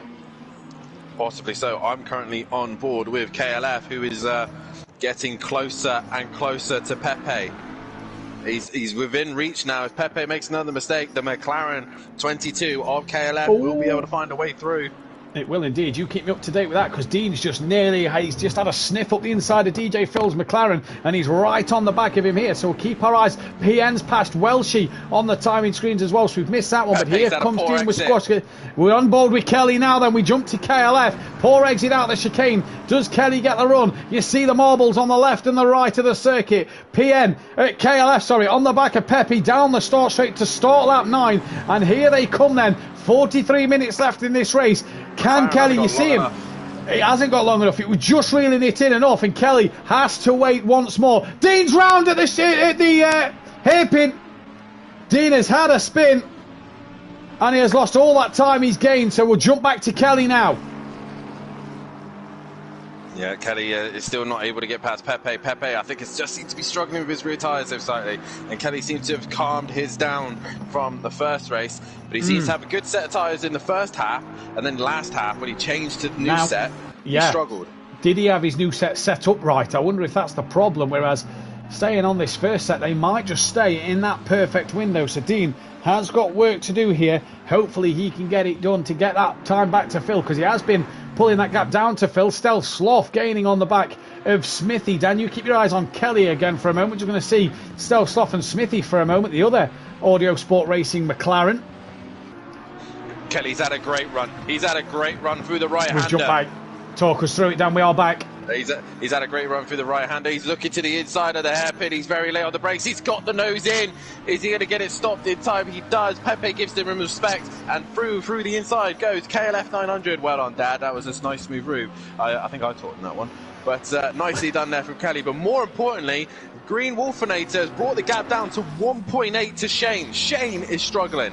We'll just go back to Shane in a moment, but Stealth Sloth looking up the inside of Smithy, then as Smithy having a bit of a wiggle here and there. The teammate of Kelly, these are both catching Welshie as well. That's Smithy's rival in front, and here comes Stealth Sloth then, having a look at Smithy, and can he get this job done? This is the biggest question now. Stealth Sloth looks like he's got massive damage, and Smithy, we know how good he can be when he starts to learn the game. We saw that on Project Cars. Stealth Sloth, I tell you what, Stealth looks a better driver on this than Project Cars too. Possibly so. I know for a fact as well that Smokey Devil seems to be a lot better driver on this game as well. We've seen him do a couple of races on here, and he seems a lot more smoother on there. But I'm just keeping an eye on Green Wolfenator and Shane in a minute. Still 1.6 at the minute, but he does look more comfortable at this stage, does the Green Wolfenator, and he's bringing that gap down to Shane very quickly. 20 minutes gone in the race near enough, and this is the experience of making your tyres last, making everything work for the time being for you to get to the end of this race. Stealth Sloth still looking at the back of Smithy's McLaren. It's just 0.7 of a second. Smithy within 1.5 to Welshie then as they come through. Pepe has lost out a second to KLF. KLF now 8.2 behind Bryn. Argent, though, is 4.5 behind his teammate. Holty not making the progression to the Green Wolfenator like I thought he might have. No, definitely not. But either way, it's a well-rounded grid at the minute with this. The way the qualifying has panned out, it's given us a very tight grid, and obviously a lot of, I say a tight grid, it's given us some good battles. It's not just one driver disappearing into the distance as the Green Wolfenator losing a little bit of time in that last sector, but he is there as Stealth Sloth. The pit window is now open, so these guys can pit within this window. Oh, 40 minutes. So, right, 40 to 20 minutes then is the pit window. I thought it was 35 to 15. So, pit window open. Stealth Sloth get a little bit closer to the back of Smithy. Smithy taking a lot of curb, but Smithy's also on the back. Well, Stealth Sloth is sending it down the inside. Oh, he's done well to get that stop there, and he's really closed in on Smithy now. And that was a bloody good send it that as well. Where's Welchie gone? Smithy now to the outside of Welchie. Here, these two go having a great battle. The rivals have been rivals. Oh! Stealth has turned his teammate around. Smithy beautifully done around the outside, and Stelfsloth turns his teammate around. It's a Neil Shedden moment. It's a Neil Shedden moment. They've come together. They've hit each other. We're not at the British tracks yet. We'll be doing that, in the future. Wait till we get to Alton Park. Meanwhile, 8 tenths between the top two. 8 tenths between the top two. Then the Wolfenator is hunting down. He's got pink wheels and a pink trim, but he's coming for the pink car. The Tickle Pink Motorsport then of Shane is now under pressure. 7 tenths that gap now. Welshie then, after that spin from his teammate, first man into the pits. Dean Wysocki 6 tenths to the back. In fact, no, that's not updated because he's well in front of DJ Phil now.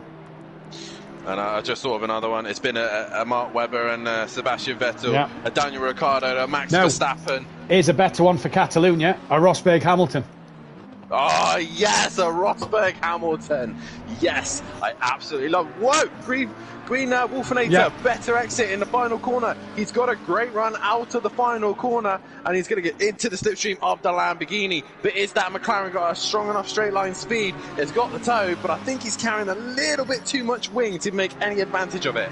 Yeah, it just doesn't seem like he's being pulled in by that slipstream, does it? As down into turn one, the Wolfenator using all the road and off-road accessible to him, gets it into turn one, and you just see now Shane, who's upgraded his steering wheel and sim rig through the off-season from Project Cars 2 to now to become more competitive. The man who finished top 3 in Project Cars last year, looking for a Pro-Am title win maybe this season as well. His pit stop is done. He's on his way out, but he's dropped down to last place. Stelfsloth still within half second of Smithy, but this the battle for the lead with just over half the race to go.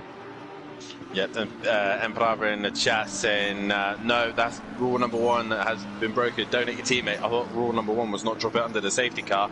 But right now, well, she's having a lot of recovery to do. En's going to love me for that one. He is, yeah. 7 tenths of a second. That's not 7 tenths anymore. That is a lot closer for the Wolfenator at the moment as he comes up. Also, I'm just seeing it. Oh, Wolfenator goes very wide.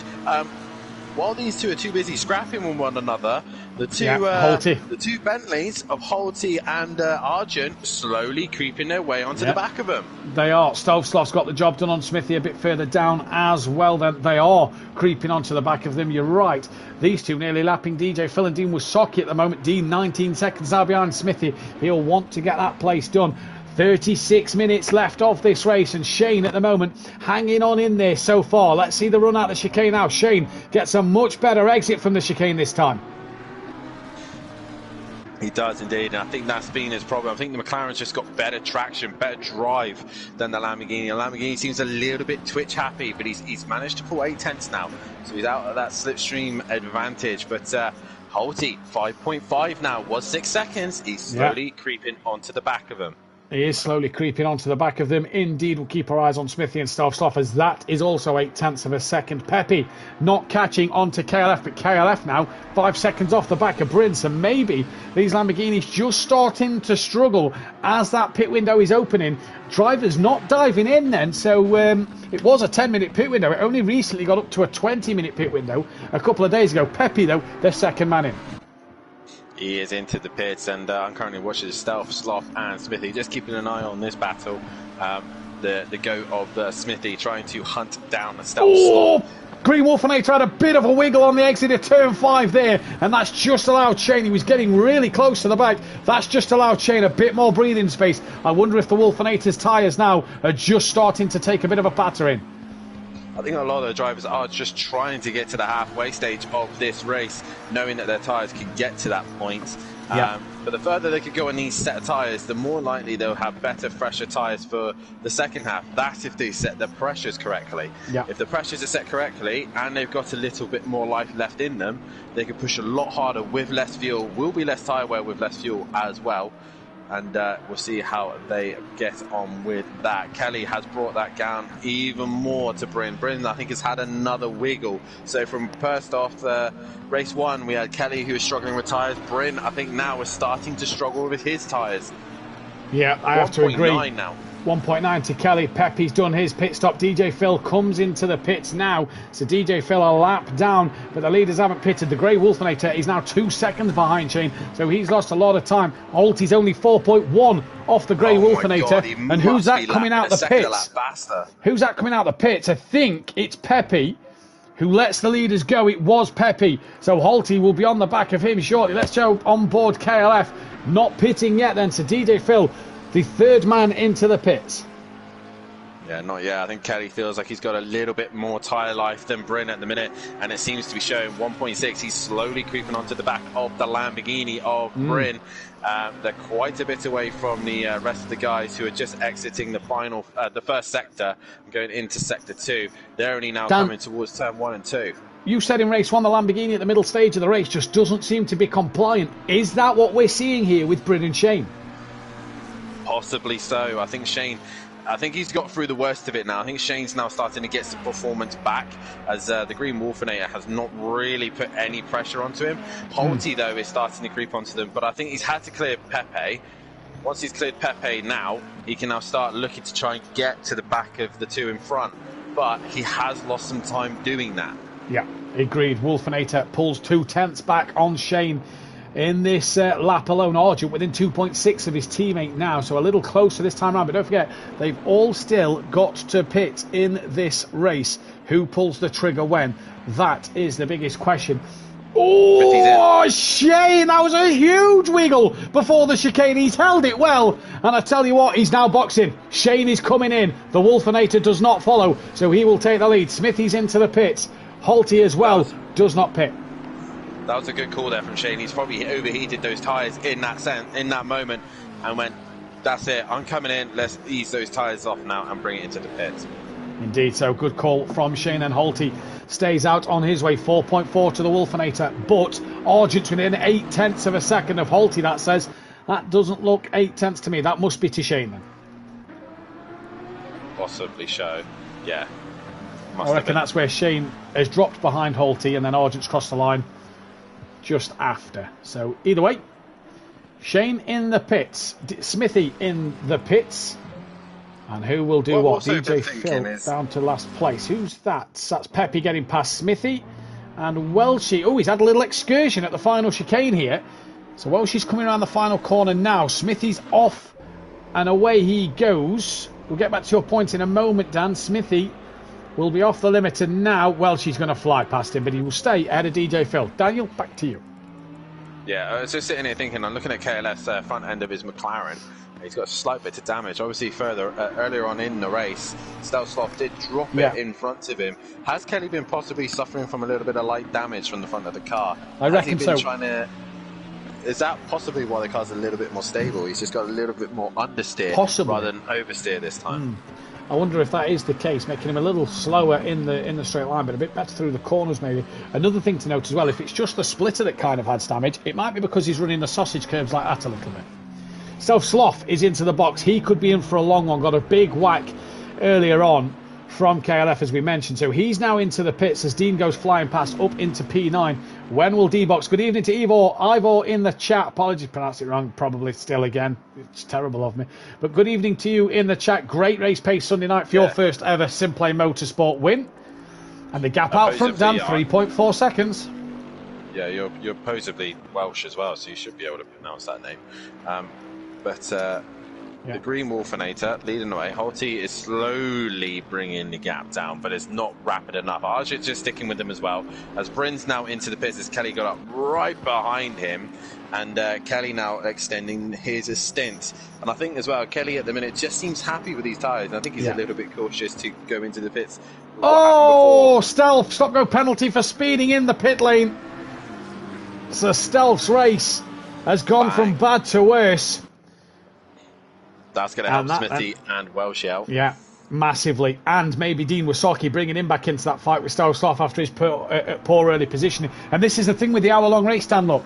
We'd be coming to the end of the sprint. We'd be coming to the end of the sprint race by now, but Stelsloff's just got his penalty, and Dean now, knows that he's in with a shout of maybe gaining on Stelsloff through that, because he's got to have another 30-second pit stop. Yes, he does, as Bryn's in the pit. So what can Kelly do now with Bryn in the pit? Can he slowly work his way onto the back of him and jump him in the pits? He obviously managed to get the undercut to work. Can he get the overcut to work now? That's the question. 3 seconds now between Holty and the Green Wolfinator. Also, I've just noticed that the gap to Argent and Holty is 4.2 seconds as well. So we'll see what happens there. PN in the pits as well. So this will help him out in terms of that battle with Stealth Sloth. Shane goes back ahead of Bryn. Of course he does, because he's pitted. Dean Wysocki now in the pits as well. And he will be good to go for the rest of this race when he's done it. Bryn's cleared and away he goes. The benefit for him is that he was the very last pit box, so he's straight off the limiter and down the straight he goes. The Green Wolfinator goes past as Holty's lost Holty's gone into the pits. So I was confused there because it went to 6.5. Holty's pitted. It's now Argent in P2. He's going to extend his stint one more lap. Yeah, he's now 6.5 to the Green Wolfinator, so we'll have to keep our eyes on this pace. Kelly stays out once again, so trying to really make this overcut work. 8 minutes left. Smithy's pitted, so in terms of teammates, really, Dean doesn't have a teammate. He's an independent driver, as is the Wolfinator, so them two can pit whenever they want. The only person who's left to pit with a teammate is Argent, but Holty currently in that pit box, meaning that he cannot do so. Stealth Sloth back in for his stop-go penalty. Andy's behind Dean, who's already in the pits himself. So Stealth Sloth's going to lose heavily to Dean here. Yeah, massively so, and he's going to be annoyed. But again, this is something they're going to learn in the first race. This is everything they're learning right now, and they go, right, I can't do this, I can't do that. So when they then go to Silverstone, which a lot of the drivers know and probably love as well, they'll be a lot more confident and more able to attack when they can. Oh, look at this. Dean and Holty was out the pits at the exact same time. They had a little ding-dong there. And Dean on the brakes to let Holty go, as Holty is the leader car. Dean then can pull away from Stealth Sloth now. DJ Phil didn't get past him, but Smithy and Welsh did. So Dean sitting at the moment when it changes around that P11 mark, and we'll have to hunt down Welshie and Smithy again. Argent's lost time to the Wolfinator on this lap, Dan, as the stop-go for Stealth Sloth has been cleared. Has indeed. Wolfinator going as long as he can. So Argent he's is probably thinking, yeah, he's just got to go with whatever he's doing and probably react to him and keep him thinking about what he needs to do. Holty and Argent now are on two different strategies. Holty with a bit of clear air and after to try and hunt down Shane is his goal. He has got 2 lap cars in his way, but they're trying 2 different strategies here. Argent trying to keep the pressure on the Wolfinator, while Holty is trying to put the pressure on Shane. Indeed they are. Kelly not pitting as well, so he's clearly thinking of going longer than Bryn. At the minute he's 31 seconds ahead of Shane, so Shane will probably get the jump. Bryn is 38 seconds behind Holty, who is 10 seconds behind Shane, so Bryn is a fair way behind KLF at the moment, so they will we'll see what happens there. Hopefully, by the time this pit window ends in the next 6.5 minutes, we'll have Holty and Shane back around the Wolfinator, and this will be game on once again, Dan. For sure. Kelly's just quietly minding his own business at the minute, just trundling along, doing his lap times, and just keeping himself clear of any incidences or trouble. Shane's luckily got some clear air. Meanwhile, Holty has really not done anything with the pit stop he's done. He's stuck behind 2 lapped cars at the minute, while Shane has got the beautiful clean air with no one in his way. Indeed he has, then, as they come through the hairpin. We're on board with Pepe at the moment, who's a lap down to, I believe that's Argent, the car just in front. Yes, it is. And Argent all the way in 2nd place, but yet to pit, so Pepe should get his pit stop back. Right, car number 186, is he going to dive into the pit lane this time? Yes, it is. Thank you, Unorthodox. Where does Argent go? He's boxing with the Wolfinator. I knew it. Kelly just outbrakes himself at the hairpin, gets himself stuck on the sausage curb a little bit there. You did call it right then, Holty. As you're lapping Smithy here, he's only just come out of turn 5. Game on for Holty. It is more Shane, apologies. Yes, Shane's now on the back straight. Game on then. It is indeed. I think Shane, he's had clear air. He's had the easy advantage of not having to run into dirty air or any other cars. The Wolfinator's only now just stopped. He had to wiggle ever so slightly forward to get it stopped, and Shane is now in the middle part of the final sector. So I think Shane's got this easy. Holty is going to be he's gone very, very wide. But Holty's the one to keep an eye on. It's going to be tight between him and the Wolfinator, I reckon. Well, the Wolfinator's not gone green, neither's Argent yet, as here comes Shane through the final chicane. He's into the last corner now. Still not green for the Wolfinator and Argent, and has Shane, who pitted well earlier than these two, really got this job done. It's still not gone green for them, and Shane comes flying through to take the race lead back. Well, provisional race lead back. Holty's on the start straight. They've still not gone green. They both go green simultaneously. Holty jumps himself into second place. What an earlier pit stop. The longer overcut hasn't worked. That's worrying for KLF on Bryn. It is a bit, but obviously the thing is, though, Kelly's got clear air. He's got the clean air. Yeah. He's not been in any trouble. He's not had anyone to worry about. Meanwhile, where is Bryn on track? He's got a car in front of him, and he's gone wide in the final chicane. So he has got a little bit of traffic. So Bryn's been a little bit sloppy as well. So really, it is only now Kelly left to pit, and he's into the final sector. Really, this is time for him to pit. Stealthsoft is back into the pits. Shane makes massive gains then over the green Wolfinator, and Holty gets the jump. Could be a 1-2 for Holty in this. As just watching Welshie here, Smithy within 0.6 of a second of Welshie, and they've got the green Wolfinator on the back of them. Smithy being shown the blue flags. Now, this is GT rules, but Smithy, one of the more respectful drivers. Welshie a little wide. Smithy now getting closer. The Wolfinator getting closer to Smithy though. GT rules out as Smithy stays wide. Wolfinator goes through. So we'll have to just wait for this battle to develop again. Kelly stays out. He's going for one more lap.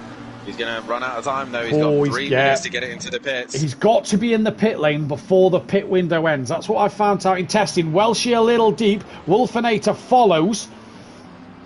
Who's got a drive-through penalty for Stealth? Oh, his second race has gone from bad to worse here tonight. A stop-go and a drive-through. The Wolfinator flashing the lights. And don't worry, that's not excessive flashing. We won't give penalty points after that. That is one press of his button there. Just to remind you all, for tomorrow night, if I press my button once, it flashes 6 times. I'm not overly doing it. Smithy, though. Yeah, we'll see. Yeah, we'll see. Smithy, though, on the back of Welshie. Welshie a little wide. Here come this. This has been a rivalry that's been around since Season 2, I think it has been, when Smithy joined. And they still go at it. Smith will want the upper hand over Welshie. And it's for a 9th and 10th place this. Dean 6.5 behind. They're not really going to gain on PN. Can't see the split to PN. But Smithy just now starting to get closer. And he said he'd get lapped multiple times in an hour's race. He's 1 lap down. So just keep that in mind. Yeah, I mean, I reckon he's doing all right. He's doing better. Yeah, he's doing better than what he. Yeah, I think he's doing better than what he expected to do here. Yeah, definitely so. Where is Kelly? He's in the final sector. So Argent is sorry, Dan. Argent's being held up an absolute peach here.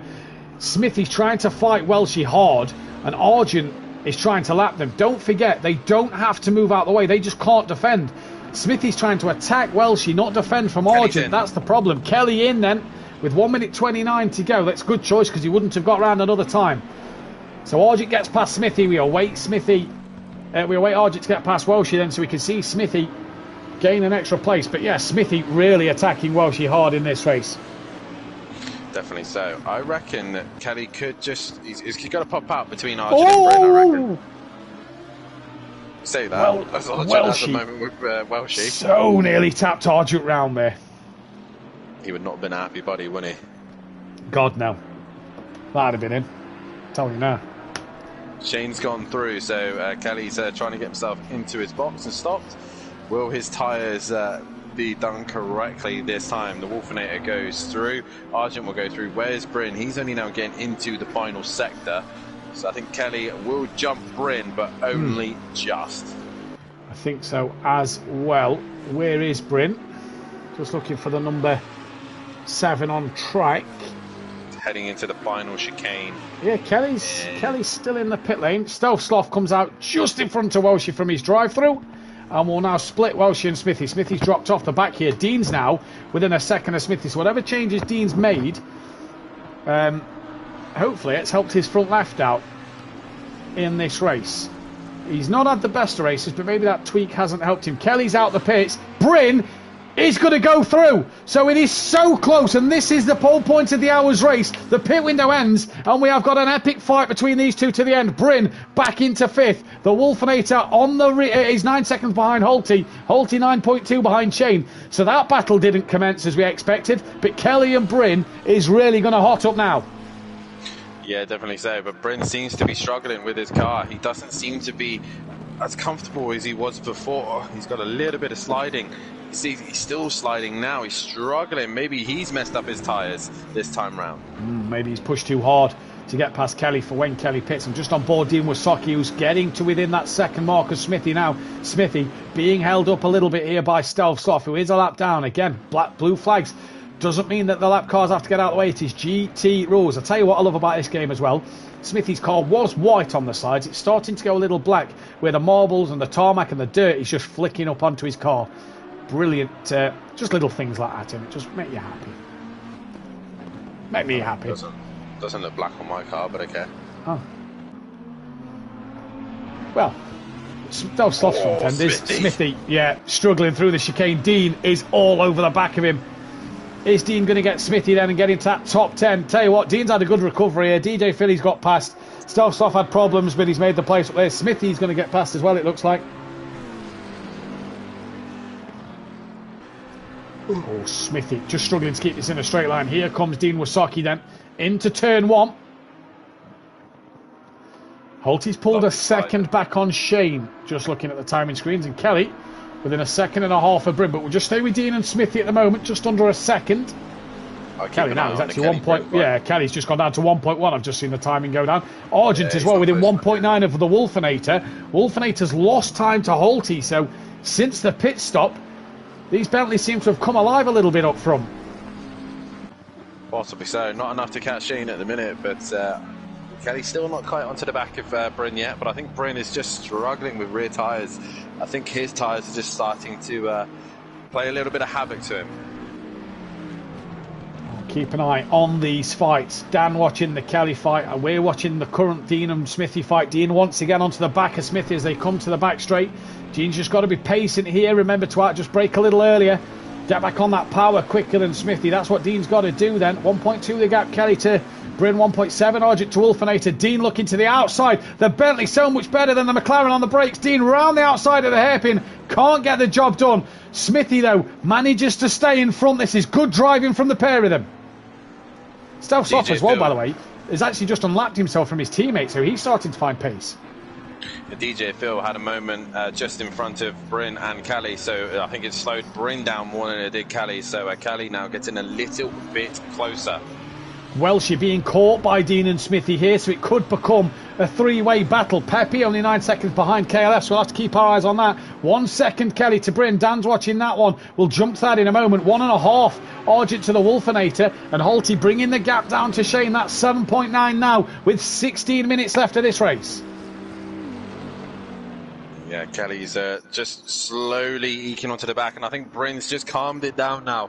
He's just calmed the car ever so slightly, just so he can keep himself in a groove and keep himself ahead of the McLaren. He's just doing enough at the minute. Yeah, that gap's gone back up to 1.2. Argent's gap's gone back up to 1.9. Wolfenator looks like he's pulled out some pace as he cuts his gap a bit shorter to Holty. Dean, though, losing a bit of time to Smithy. Looks like Dean. Oh, Smithy's wide at turn 4. Dean then trying to go up the inside and will go up the inside. Dean Wasocki into P10. Smithy then will have to hunt him back down. It's then Welshie next up that they're going to go to. So we'll jump to the KLF Bryn fight a moment, who KLF's actually lost another 4/10 Dan. Yeah. Oh, Bryn's off! Wide, though. Bryn off on the track, back behind Kelly. Well, that was timing. It shows that perfect timing. Yeah. But Kelly gets his way through on Bryn there, and upper place Kelly goes. He's back up to 5th again. So 2 5th places so far for him at this race so far.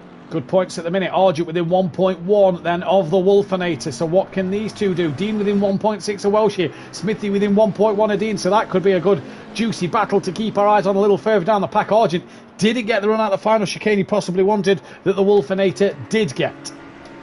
15 minutes left of this race, and Holty has brought the gap down from 8.5 to 7.6. So Holty is now on the attack on Shane. He is indeed. And he's had an absolute belter of a night as Holty. What a start to his season. Yeah, he's had a very good start here as the Wolfenator is under some pressure now from Argent. 1.3 behind him, 1.2 now behind him. Dean Wysocki within half a second of Welsh. I'm just going to jump onto that battle once again. So Dean starting to just make his way up the field a little bit, looking for a top 9 performance. He's had a better race too. I say a better race too, but this is the whole point of the hour, Dan. Look, Dean, 45 minutes ago, was 17, 18 seconds behind the car in 12th. He's now fighting for a top 9. He is indeed. He is working his way back up the order ever so slightly. But, well, she's going to put up a fight, and Smithy is still right there. He's still able to give him a good scrap. He is indeed. Smithy is in the background, ready to give him a good scrap, and we'll see what will happen in this one.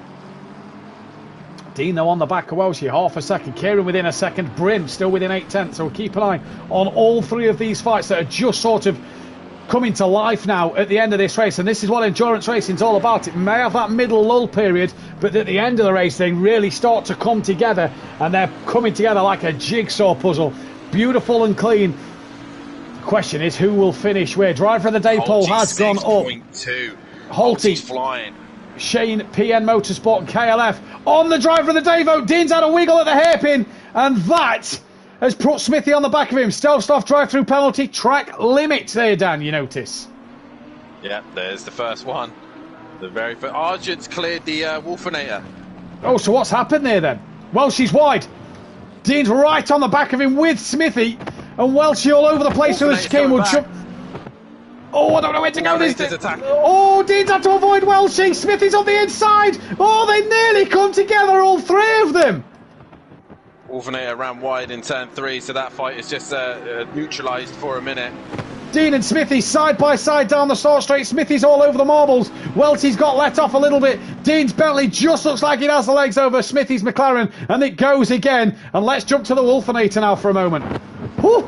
Yeah, Wolfenator losing out. I think in the chicane possibly he had a big moment, and that's allowed Argent to work his way through, and Stelsdorf there clearing his drive through. But taking one too many track limits, and how many limits have these guys taken? I'm amazed it's only Stelsdorf so far who's only been pushing the limits. Especially because of that chicane at the end. Wait till we get to Paul Ricard. Whoa. Yeah. What a track. Yeah. Exactly. Right then, Wolfenator just losing a bit of time. Bryn's lost a bit of time to KLF. 5.7 between Shane and Holty's charging. Holty is charging. The battle here then at the moment is this one for 9th. Welshie, Dean and Smithy all within about a second and a half from Welshie to Smithy. Although as Smithy just had a moment, Smithy's had a moment. So it's a 2-horse fight now. Bentley versus Lamborghini. I get that there's a pattern here, Dan, this season, I reckon. Bentley versus Lamborghini. With a McLaren in the mix.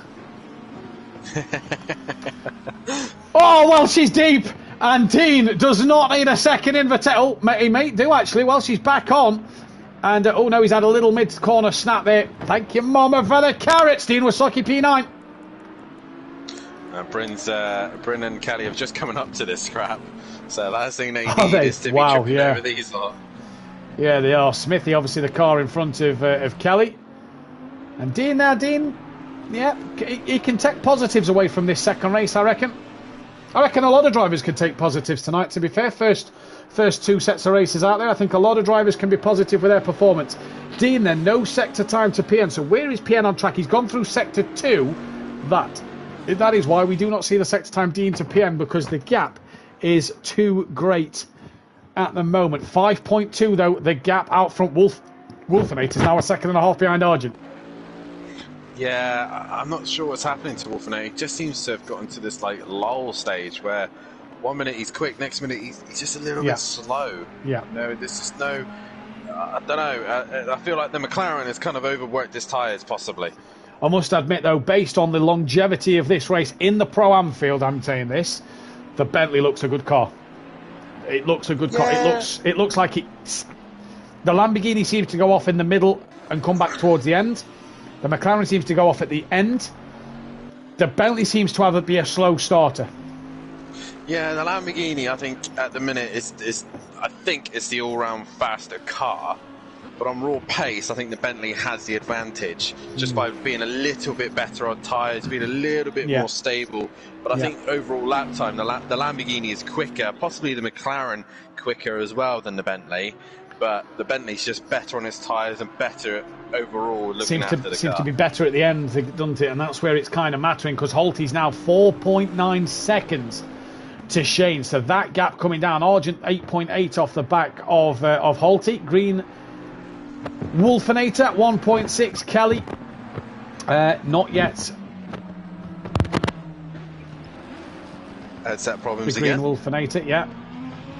Bryn 2.6 behind. On the PS5 one? I am. I couldn't connect the PS4 controller to the PS5, so yeah, I stayed with it. Bryn's lost out a little bit. Pepe's 13 seconds behind Bryn. PN is 13 seconds. Pepe and PN a quiet second race, but nonetheless they will be pleased, I imagine, with their second race performances. Yeah, definitely scoring some decent points, especially PN after taking a solid race 1 and a solid race 2 as well. So decent points for him. All round, it's been a very good showing from all drivers as the Wolfenator gets a little bit closer to Argent again. He does a little bit. Holty has the gap down to 4 seconds as they cross the line. Sorry, as they go through Sector 2. So he's brought the gap down from the start line to Sector 2, 9/10 of a second. That Bentley really is singing in the hands of Holty at the moment. Pretty good overall opener to the season, Dan, to be fair. Some good racing. Argent's wide, kicking up a lot of dirt. This will get the Wolfenator interested now. Yeah, now obviously Argent's tyres will be slightly dirty. He's bounced over the curb because he hasn't got the grip.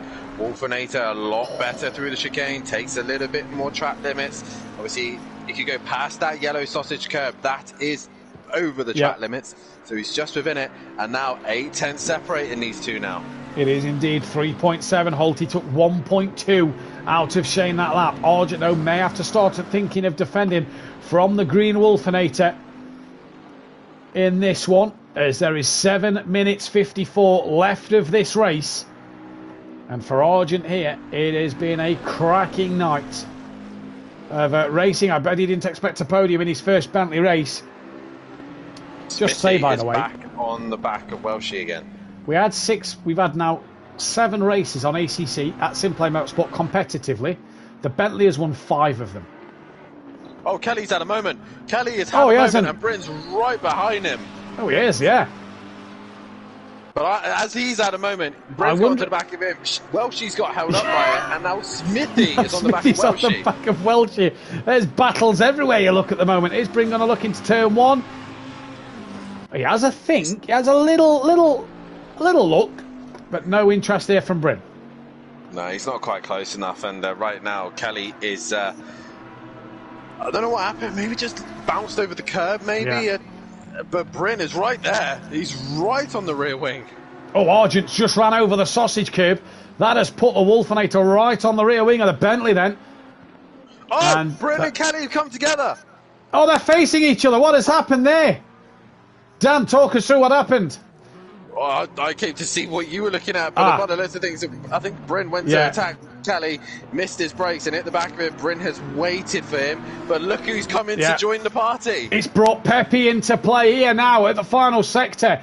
Holty's only gained half a second this lap, so Shane's responded to Holty. The Wolfenator had a poor run out the final sector there. Pepe's right on the back of Bryn. Smithy on the back of Welshie, but Pepe, the Aston Martin, on the back of Bryn. And Dan, as I was saying a moment ago before this all happened, sorry, I was being pointed to there. As all this was happening, 6 out of the 7 races on ACC at Simplay Motorsport won by a Bentley. Who won that other race?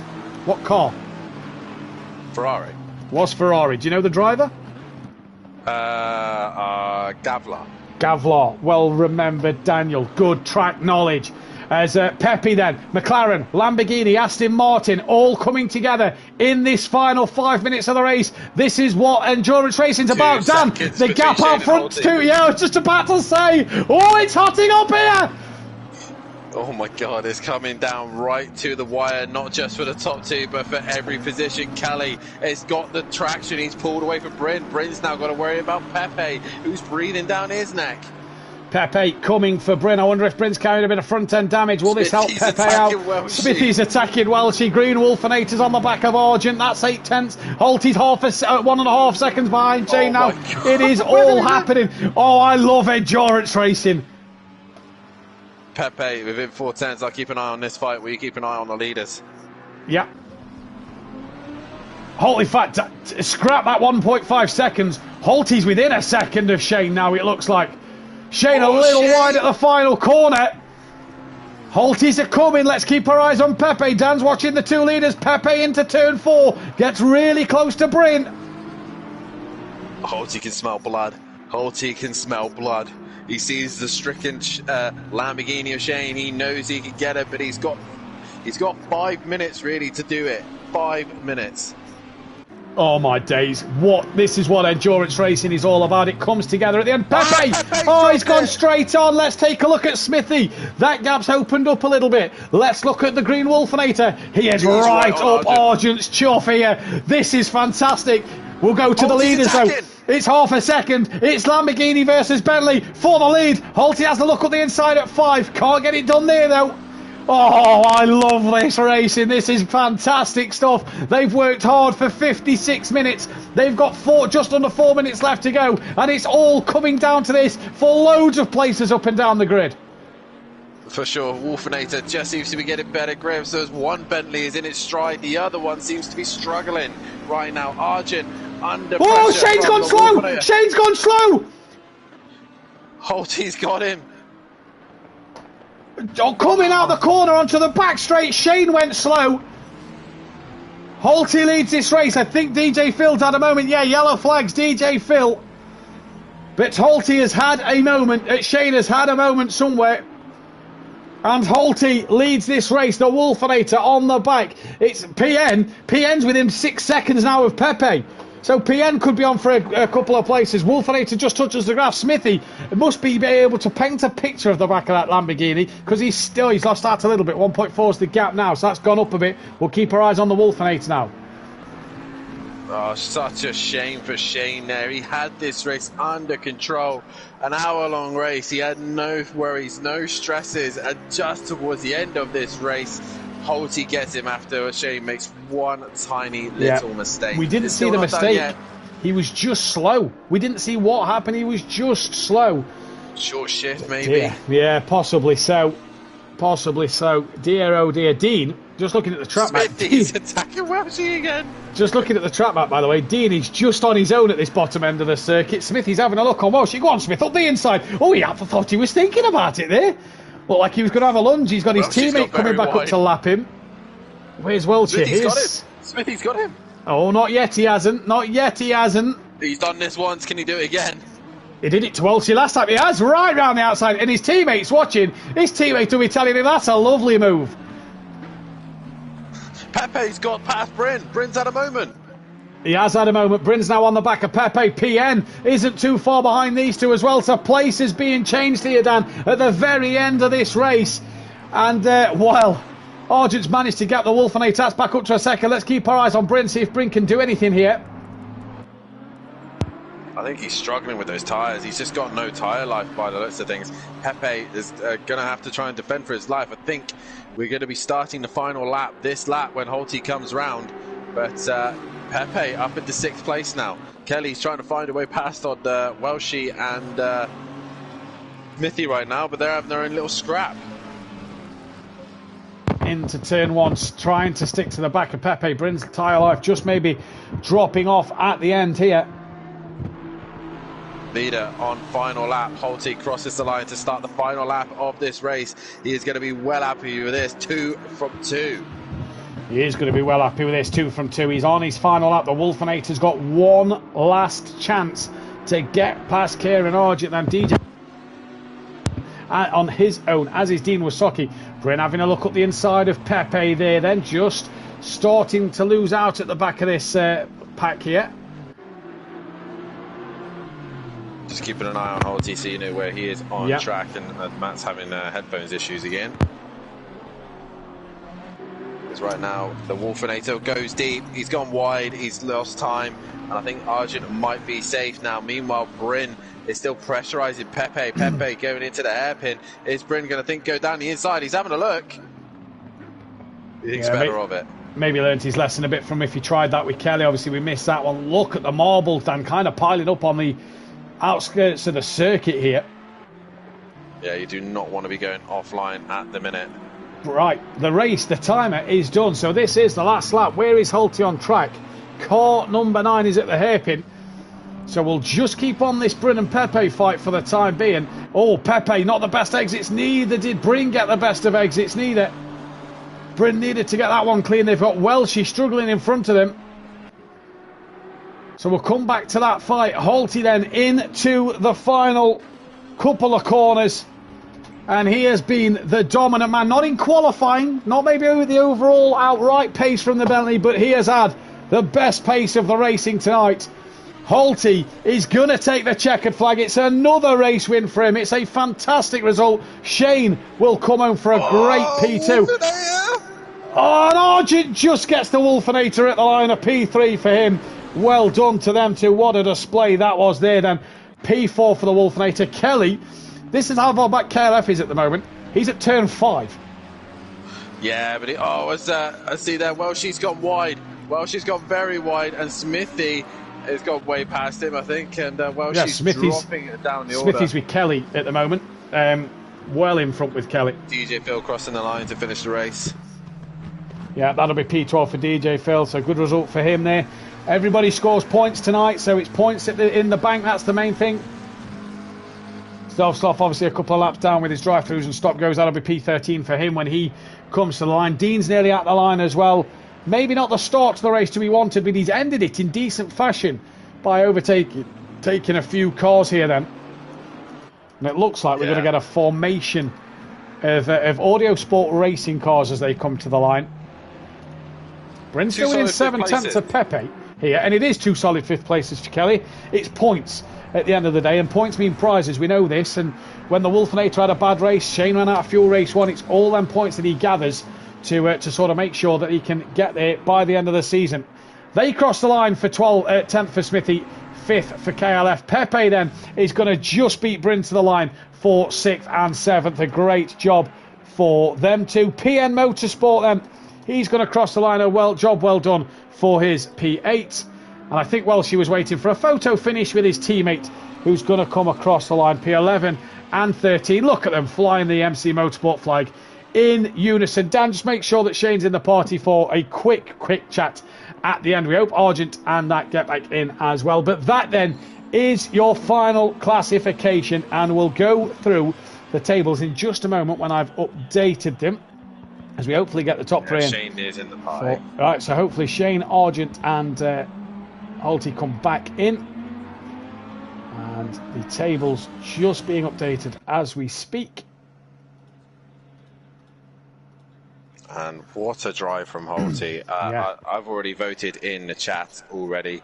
And for me, Holty, obviously, it is saying green light, but we're obviously not racing again. That is the night done. But Holty, for me, Matt, has to be driver of the day. He hasn't been the fastest, but he has been the cleanest. He's been the most consistent, and he has come out on top. Honourable mentions to KLF, to PM Motorsport, to Shane, to Argent, and to the Green Wolfenator, who's had fantastic debuts there then.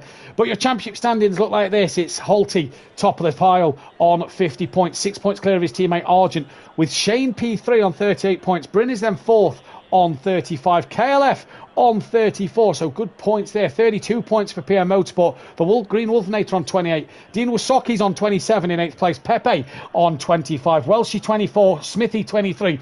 And you're seeing that because the points are a lot closer here, you're seeing that the gaps are really, really tight between them all. Smithy on 23, Stelsoft 19, DJ Phil 17, Leon Fernie, Daz Automatic yet to score. Constructors-wise, it looks like this: 94 points for AH Motorsport. Tickle Pink Motorsport are on 73 with Audio Sport Racing 57, MC Motorsport 43, East West Motorsport on 32, and then really our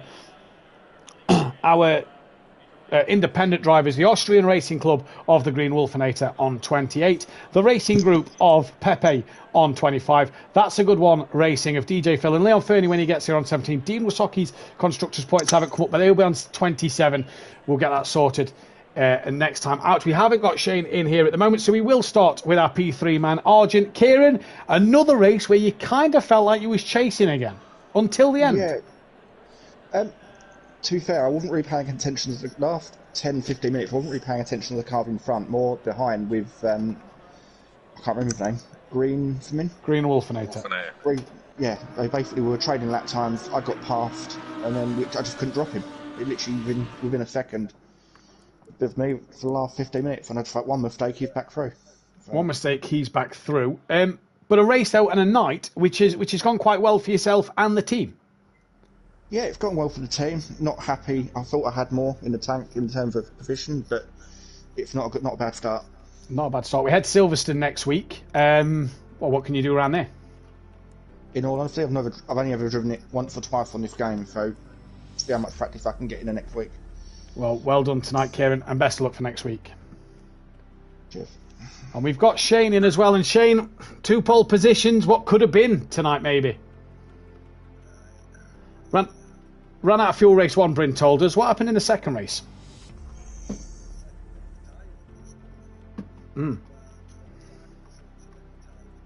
Yeah.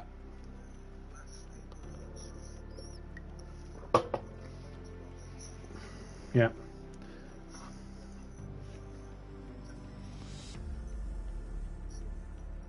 Second place though, good result in the second race. Yeah. How was that hour-long race? Bit of a learning curve. Silverstone next week, buddy. What can you do around there? Well, wish you the best of luck. We did. Bit of practice at least. Yeah, exactly. Well, we wish you the best of luck, buddy. Congratulations on tonight, and good luck next week. And cheers, mate. And we speak to the man, driver of the day from the commentators and the fans, Holty. That was something special. Yeah, I'm coming away. Obviously, I didn't expect to get back-to-back wins coming on this for the first time. But yeah, I'm over the moon with that. Obviously, you said in race 1 that the most practice you'd done was last night. That tonight then proves that it could be a good season for yourself.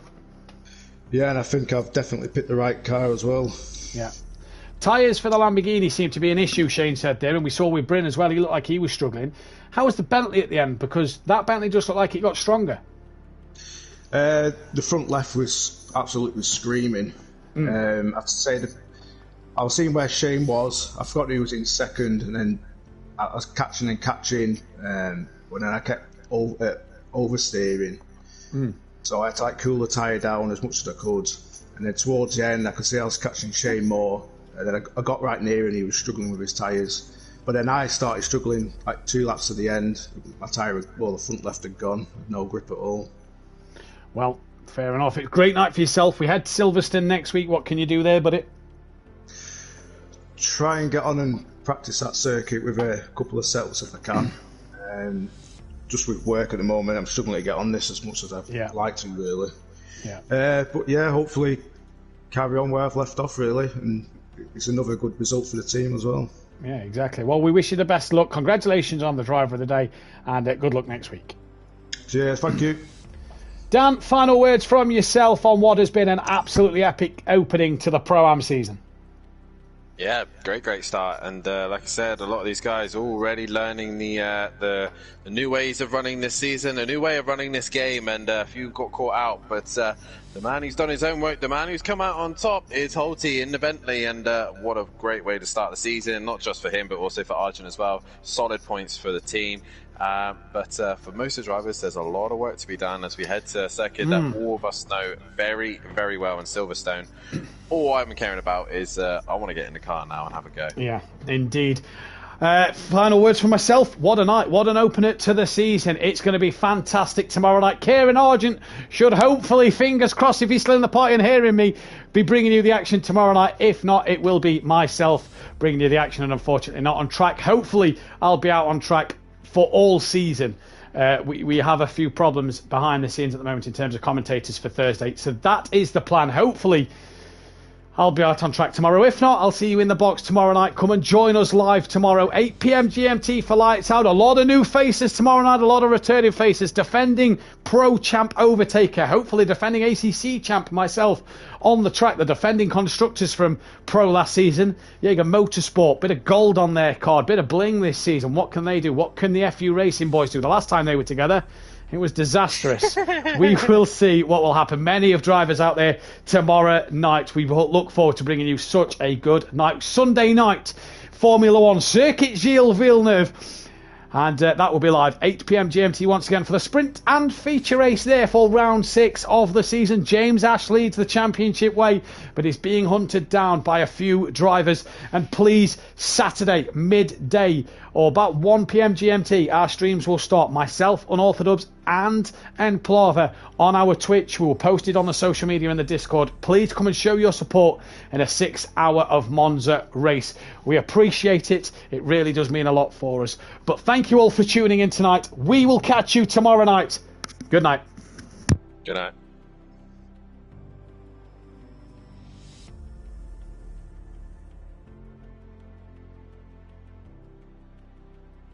And we're out. Happy with that. Really happy with that. Thought